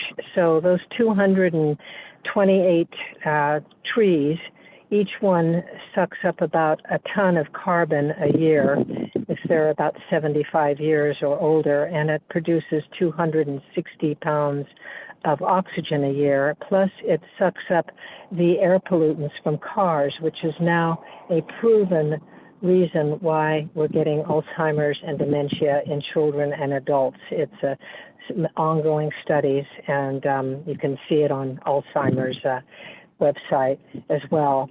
And so that represents 228 tons of CO2 that will be chopped down. Then they chip it, so that's another 280 tons, releasing all the pollutants and all the carbon that those trees have stored. So it would have been a much better idea to have put that 10 million into trimming them and planting more trees. But you can't grow a tree fast, and so they make it sound like, oh, we're going to mitigate, we're going to cut these down, and we're going to put new trees. It takes 100 years to do what those trees are doing now. So they create rainfall from their leaves and clean the air and keep the air cool. And they're very, very important, eucalyptus, because they create more oxygen than other trees do. And we need them for every possible birds, bees, monarchs, we're one of the most incredible trees. And the Native Plant Society has targeted them because they use the pesticides, the herbicides. Thank you. Do we have anyone else calling in online? Yes, we have one other attendee that has since raised their hand indicating they wish to comment. It is another call-in number ending in 2837. You're free to mute yourself at this time and comment. Hi, Brian Rosen here. Unfortunately, I was in the dentist chair this morning. I so much wanted to comment on the loss of these 228 magnificent, beautiful eucalyptus blue gum trees. I've driven by them for, I don't know, the last 60 years since I was a child, and they're very precious to me, and they're very beautiful. Where my parents lived, there was a big eucalyptus tree, and gosh, there were all kinds of oak trees and other things around it. So a lot of that is an exaggeration, the Monsanto and the propaganda. It's like racism. They're non-native. Well, I'm non-native. And what about Asian Americans? They're some of our best citizens, and they do best in the colleges. I mean, a lot of us are non-natives. We all have to learn to live together, and that's just a prejudicial way of describing it. It's time that let the trees at least live out their lives. We hear this talk about putting big emitters up in the sky. Absorbing carbon. Well, these eucalyptus trees are the biggest, grandest, most absorbing trees for oxygen. and they're full of butterflies like in Santa Barbara, and my friends collect hawk feathers under them. And now Caltrans will get carte blanche to either grind them up or use tons of herbicides without any guidelines. And Roundup, that's been declared illegal in European countries and has been proven to cause cancer, will probably be used. And this is all very upsetting that they're just going to get carte blanche. I guess this was all approved, I suppose. And tell me if it was delayed. That will make my day. But I am so upset, and I would really like to see the pesticide companies not making a big fortune off the taxpayers. It's just all very disturbing, and eucalyptus trees are precious. It's very unlikely a limb is going to fall on somebody. It's an extremely freak accident. Mr. How many Rosen, people have been Mr. killed? Rosen, your time is up. I'm going to remind everyone, please, we do have public comment at the end of our day. We are discussing tabs 107 through 109. So just to let you know, Justin, if there are more hands, if it's not on items 107, 108, or 109, we do have public comment at the end of our agenda, just as we had public comment earlier yesterday. So unless they're germane to 107, 108, or 109, and we may not find that out until someone is online or at the dais, but I'm going to keep to the items at hand. Thank you. Appreciate that. I want to be transparent, but we're all going to play by these same rules. Good. Is there anyone else online? No one else at this time. Great. Thank you. Is there anyone else in the room who would like to address 107, 108, or 109? Seeing none, thank you all for your time, your patience. Clarissa, you have worked so hard on Otay Mesa. You have this regional perspective. Is there anything you might share before we, or even a motion before we vote on this item? Thank you, Chair. You know, when it was in the early 2000s when the idea and the concept of Otay Mesa East was conceived. It was during a time when there was a lot of national conversation of putting more border walls to divide the United States and Mexico, particularly in this border region. And many regional leaders binational leaders understanding the importance of our intrinsic relationship with each other, instead pushed for another port of entry, more border, less walls, and or more ports of entry, less walls. And, you know, with $42 billion worth of goods that cross Otay Mesa at the current port of entry and 4,000 trucks that cross every day. And last year, staff and the commission got to see it really close up, the impact of that intrinsic relationship on the border and what it means to those that have to cross with trucks, wait hours on the border. And so it really illuminates the need for another port of entry. And so we are at this point now where we may have some early action on building this port of entry on our side. On the Mexican side, there's been a concerted effort to get their infrastructure prepared for what we're doing here so that it kind of meets and it works. So there was an action yesterday on consent. Thank you. Thank you, STIP program team for that, and for the TSEP program folks for putting this item before us today. And so with that, I humbly ask to make a motion to approve this item. And I really, one more thing, it's very complex. It's been a complex project. I want to thank all the teams at Caltrans and Sandag and the state, and even our federal partners and our binational partners for getting this project to where it's at now. So thank you. Excellent. I'd like to second. Thank you, Commissioner Falcone, for the motion and the context, and immediate past Chair Eager for the second. Are there questions or comments, discussion on this item before we vote? Seeing none. All those in favor? Aye. Opposed? Abstentions? And that passes unanimously. Congratulations to all of you for your hard work. Let's move on to tabs 110 and 111, which we will take together. Lori Waters.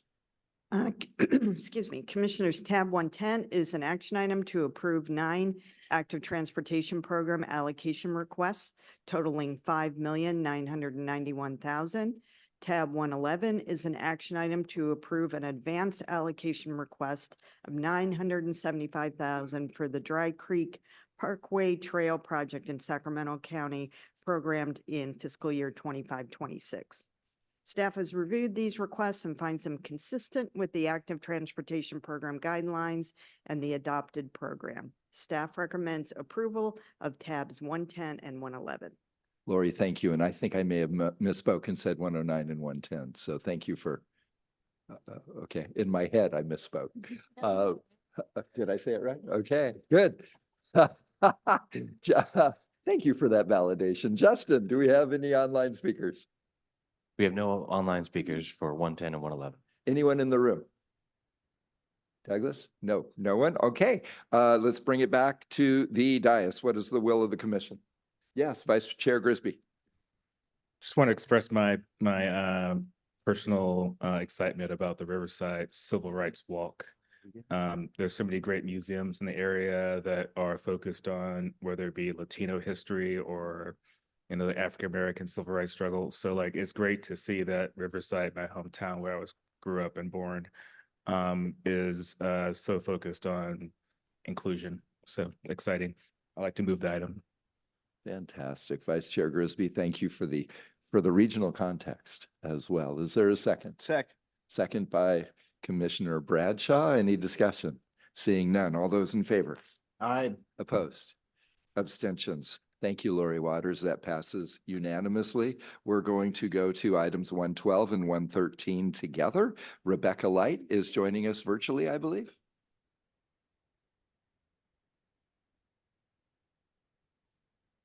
If Rebecca is not available, do we have someone who can step in? Oh, we are looking for Rebecca Light, and there she Hi. is. Good afternoon. Good afternoon. And it took a while for me to come in as a panelist chair. So did you say we were taking these together or separately? We are taking these together, and Rebecca, thank you for joining. Thank you. Okay, commissioners, please note that tab 112 is on the change list. Tab 112 is an action item to approve an allocation request of $800,000 for the PAED phase for the locally administered Local Transportation Climate Adaptation Program US 50 Trip to Green project in El Dorado County. Tab 113 is an action item to approve an advance allocation request of $3,824,000 for the PAED phase for the locally administered OCTA Coastal Rail Infrastructure Corridor Resiliency Phase 1 project in Orange County, program for fiscal year 2025-26. Staff has reviewed both of these requests and finds them consistent with the 2023 Local Transportation Climate Adaptation Program guidelines and the adopted program. Therefore, staff recommends approval of tab 112 and 113. Rebecca, thank you for joining us virtually and for that recommendation. Justin, do we have anyone online who'd like to address either of these items? Not seeing any request to comment on either item. Thank you. Douglas, I don't have any cards. Is there anyone in the room? Oh my goodness. You mean the one you handed me personally? That one, okay. From El Dorado County Transportation Commission, Jerry Barton. Welcome, Jerry. Thank you. Good afternoon, Chair Gardino, members of the commission. Just want to take the opportunity. I appreciate being here in San Diego. And I just want to thank the CTC staff, Rebecca Light, Lori Waters, and Caltrans District 3 for the continued support on this very innovative project. In particular, I want to thank District 3 Director Sergio Aceves, Brian Alcancel, and Greg Chu with Caltrans for helping us move quickly through the project initiation document phase. And this Trip to Green, US 50 Trip to Green project is a top priority project for us in our region. Wildfire fire resiliency remains to be a critical part of our infrastructure, and yet another wildfire, the Crozier Fire, is burning in El Dorado County as we speak, although I know they have got it relatively under control. But with that, we very much appreciate your approval of this allocation today and look forward to continued collaboration on this very important project. Thank you. Thank you, Mr. Barton, for traveling all the way here to be with us. Rebecca, as long as we have you on the line, this is such an innovative opportunity through this new funding source that there's another round coming up. Could you take, there's not. Did we lose our second round? Oh, I'm sorry. I thought you were talking about a third round. No, no. Did you want to share a little bit about the second round? Sure. So right now, applications are open and they're being accepted until August 30th. This will provide 90.7 million in the remaining Protect funding that came to California. And it'll have 2 programming years, fiscal year 26-27 and 27-28. We can fund all phases, but we are also prioritizing projects that have been accepted into Caltrans's script plan, which is an accompanying sort of document that was incentivized by the federal government through Protect. Rebecca, thank you. And again, a reminder, as Rebecca said, you have until August 30th if you are still thinking about submitting a plan. We had great applicants, but not nearly as many applicants as I thought we would for round 1. And do know of this wonderful opportunity. There's not a lot of money, but it will go somewhere if you're still considering that. Did I get that about right, Rebecca? You did. Thank you so much. Thank you. Is there anyone online who would like to address this item? Not seeing any requests at this time. Okay, great. Anyone in the room other than what we just heard? Okay, thank you again for joining us, Mr. Barton from El Dorado. And we're bringing it back to the dais. What is the will of the commission? I'll make a motion. So there's a motion by past Chair Eager, a second by Commissioner Tiffany. Any discussion? Hearing none. All those in favor? Aye. Opposed? Abstentions? That passes unanimously. We're moving on to time extension requests from Jaden Gales. Jaden, welcome. Tab 114. Thank you, Commissioner. Good afternoon, Commissioners. Tab 114 is an action item to consider approval for time extensions for the period of project allocation for 164 projects in the State Highway Operation and Protection Program. Please make note of the change list for this book item. As you may recall, CTC staff deferred these requests from the June 2024 CTC meeting to allow sufficient time for Commission staff to better understand the underlying challenges leading to the large number of requests for time extensions. Since then, Commission staff have collaborated with Caltrans to identify the root causes of these delays. Commission staff are encouraged by Caltrans's commitment to improve delivery by utilizing a strategic approach to risk management aimed at meeting annual delivery commitments, as well as performance targets set by the Transportation Asset Management Plan and Senate Bill 1. It's worth noting that the SHOP is a needs-based program, and the needs that have been identified by each of these projects under consideration still needs to be addressed, and approving these requests will ensure that these identified needs are addressed. To increase the likelihood of successful delivery of these projects under consideration today, the Commission would like to introduce a new semi-annual reporting requirement specifically for these projects that have been granted an allocation time extension within this book item. This additional oversight will also help CTC staff monitor Caltrans's progress in meeting their commitment to deliver the projects under consideration today. CTC staff will work with Caltrans on the implementation of this reporting requirement. The time extension requests are consistent with the SHOP guidelines, and staff recommends approval of tab 114 in accordance with the change list and with the previously mentioned semi-annual reporting requirement. Jaden, thank you. Justin, do we have anyone online to speak to this item? Not seeing any requests at this time to comment on the item. Douglas, I do not have any cards. And no one in the room is stepping forward. Commissioners, what is your will on this item? Motion to approve. A motion by Commissioner Bradshaw, Second. second by Commissioner Tiffany. Any discussion? Seeing none, all those in favor? Aye. Opposed? Abstentions? Jaden, it was a squeaker, but it came through.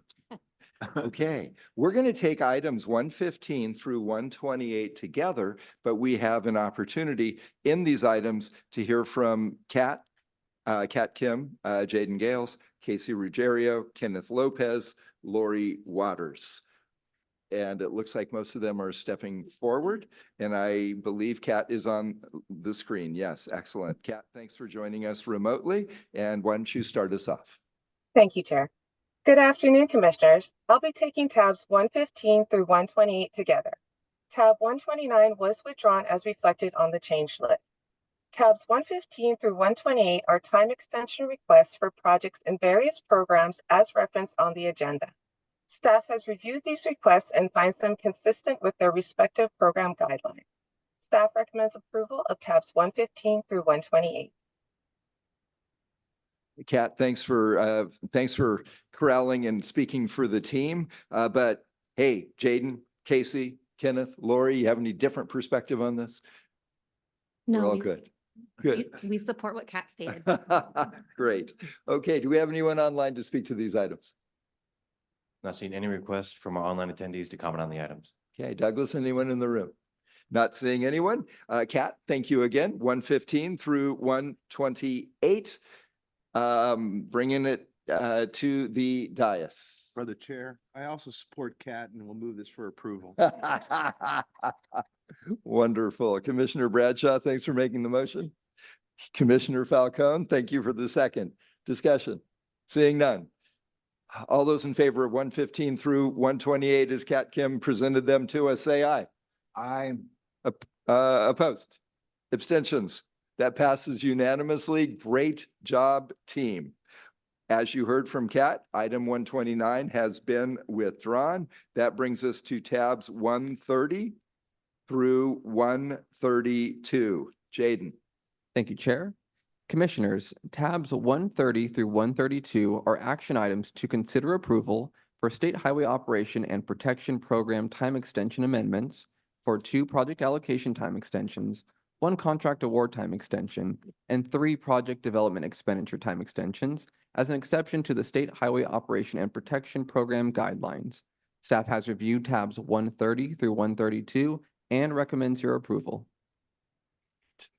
Jaden, thank you. Justin, are there anyone online who would like to address these items? Not seeing any requests at this time to comment on these items. Great. Douglas in the room? Seeing no one in the room, commissioners, what is your pleasure? That's moved by past Chair Eager. Second. Thank you. Seconded by Commissioner Bradshaw. Any discussion? Seeing none. All those in favor of 130 through 132, please say aye. Aye. Opposed? Abstentions? That passes unanimously. I want to thank our commissioner colleagues and staff for robust discussions and just great action on our 132 book items. We do always have reserve time for public comments at the end. After public comments, if Mr. Keever would do us the honor of perhaps we end today's session in memory of our Caltrans fallen worker. So if you want to prepare your thoughts before we go to public comment. Oh, and thank you. May we see if there's public comment, and then we'll come to comments on the commission as well. Justin, do we have anyone online who would like to make public comments on items not on our agenda? Yes, we do. I see that we have at this time 2 virtual attendees with their hand raised, indicating they want to comment. First I'll call on is a call-in number ending in 2837. Great. We're going to go to the phones, and please know whoever is calling in, your 2 minutes won't start until you start speaking. Thank you for joining us. Hello, my name is Brian Rosen. Can you hear me? Yes, Brian, we can hear you. Thank you for calling. I really appreciate your courtesy. It's not like that in Monterey County. when we call into TAMC. One time I called in 30 seconds into the meeting and he told me it was too late. They've been trying to force this surf project onto the public, and the public doesn't like it. TAMC owns land, and so does Monterey Salinas Transit. They both want to develop it. That's a conflict of interest. They've been misleading the public you can just go online and verify this. Oh, the railroad tracks are all going to stay in place. They haven't taken any of that down, but we know better now thanks to their internal documents. 3 letters to the editor came out for rail instead, and that's something the public in this week's Monterey County Weekly.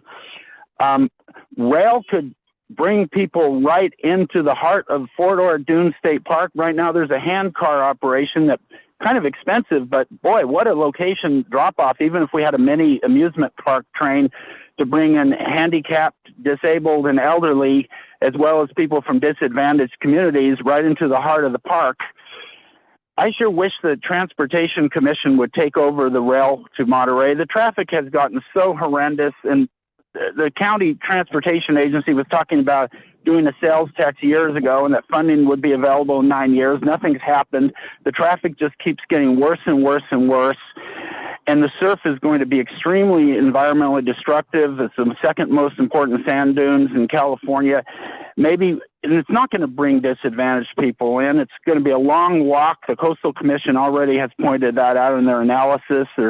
We just really need your help to take over this project and get us rail. That's what the people of this community, Monterey Peninsula, Monterey County, want, is a good rail system. That traffic, you get stuck in Gilroy. Mr. Rosen, with apologies, your 2 minutes are up. We do appreciate your participation remotely, and we know it's hard to watch a clock while you're speaking remotely as well, but thank you for calling in. I do believe we have one other person online as well. We have since received one more request, so we have 2 others at this time. Thank you, Justin. Next, I'd like to call on call-in number ending in 1705. Free to unmute yourself and comment at this time. Yes, good afternoon, Commissioners. Lorna Moffett. I want to educate you on where this invasive pseudoscience, invasive plants came from. It originally came from Leroy Jackson, who was the public relations man for Monsanto, and he co-founded the California Exotic Pest Plant Council. And they went to all the little garden clubs. They went to the Washington and lobbied that there was invasive plants all over the United States, and they had an answer, which was the Roundup and their other herbicides. And so you will note that the Native Plant Society always uses these herbicides as it's tearing out all the non-natives. And it is a pseudoscience there because it's controversial. There are scientists and researchers that are going out and disproving what the other scientists are saying about invasive plants. And they study long hours and watch what's going on.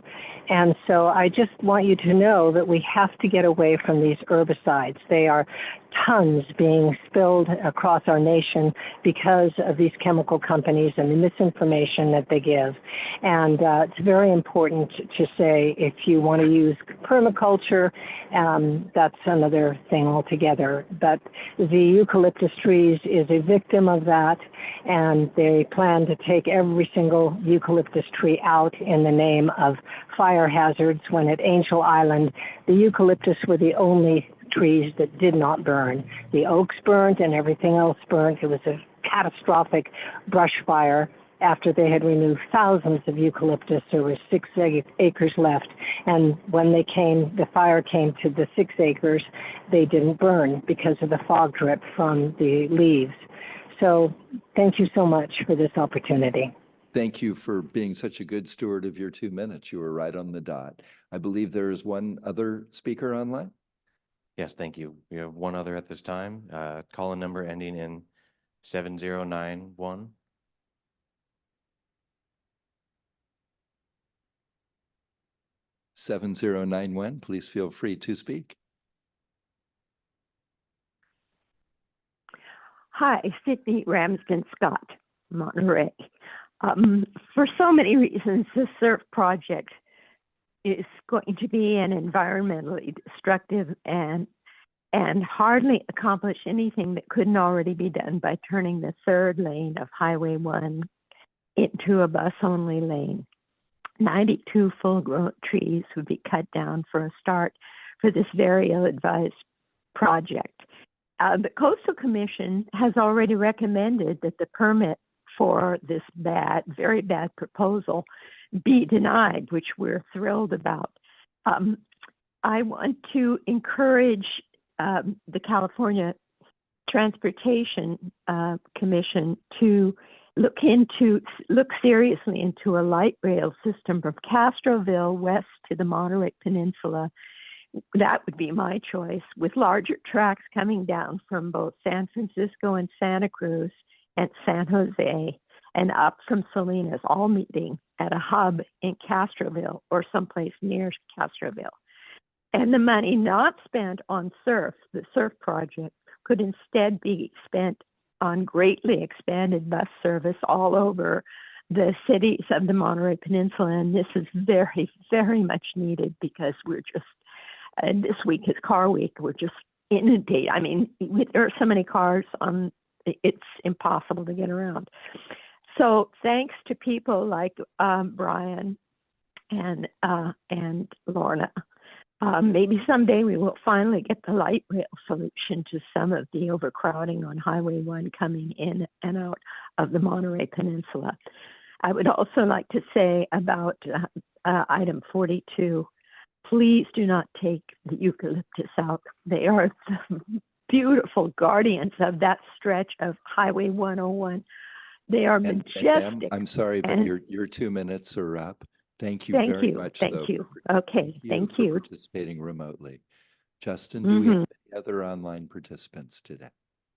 No others at this time. Great, thank you. Douglas, I don't have any cards. Is there anyone in the room that would like to make a public comment on anything not on our agenda as we are through the agenda?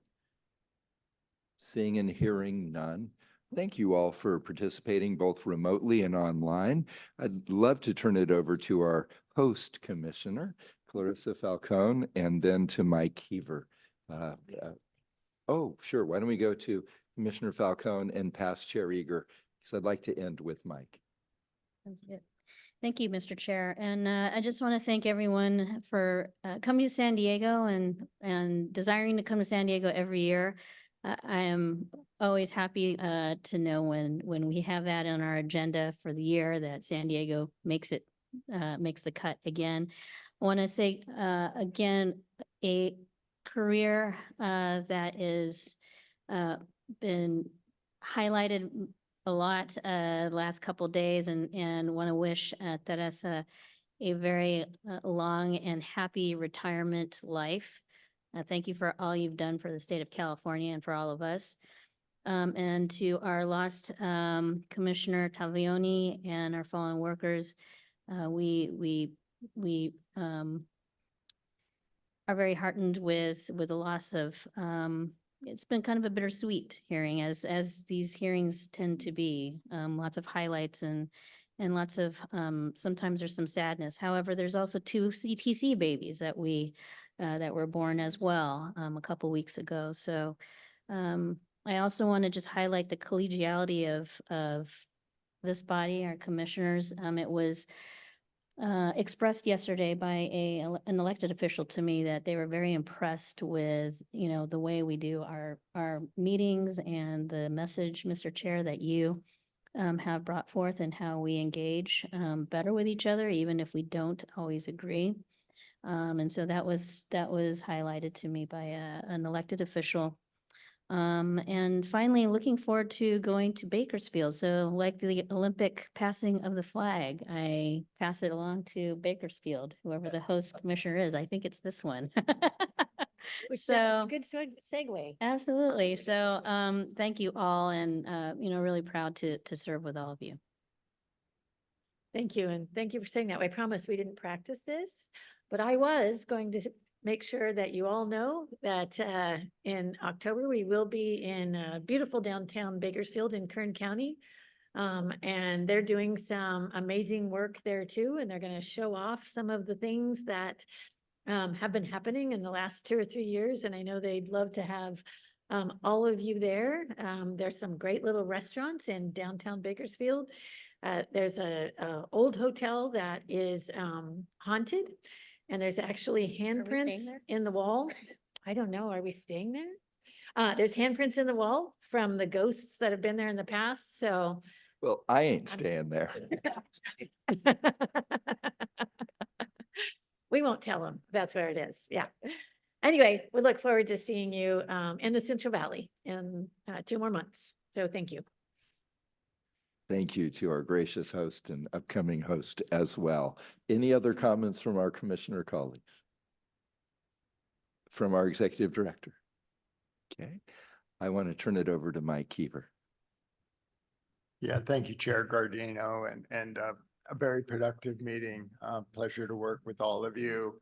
But as we reflect on why we're here and what we do, and also those that do this work, I just ask that we remember Alex Rodish, a Caltrans employee that we recently lost, as well as his family and his coworkers, his Caltrans family. And all of the 194 fallen and beyond that, really everyone that works to make people safe and to allow this great state to thrive, that work on the highway's edge, that we think about all of them as we go forward. Thank you.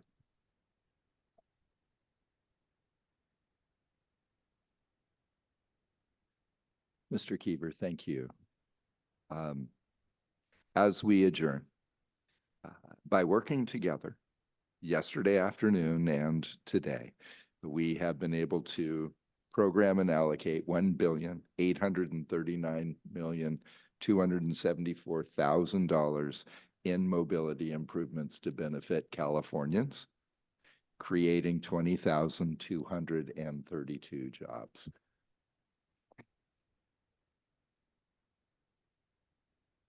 And I consider that a job well done. We stand adjourned.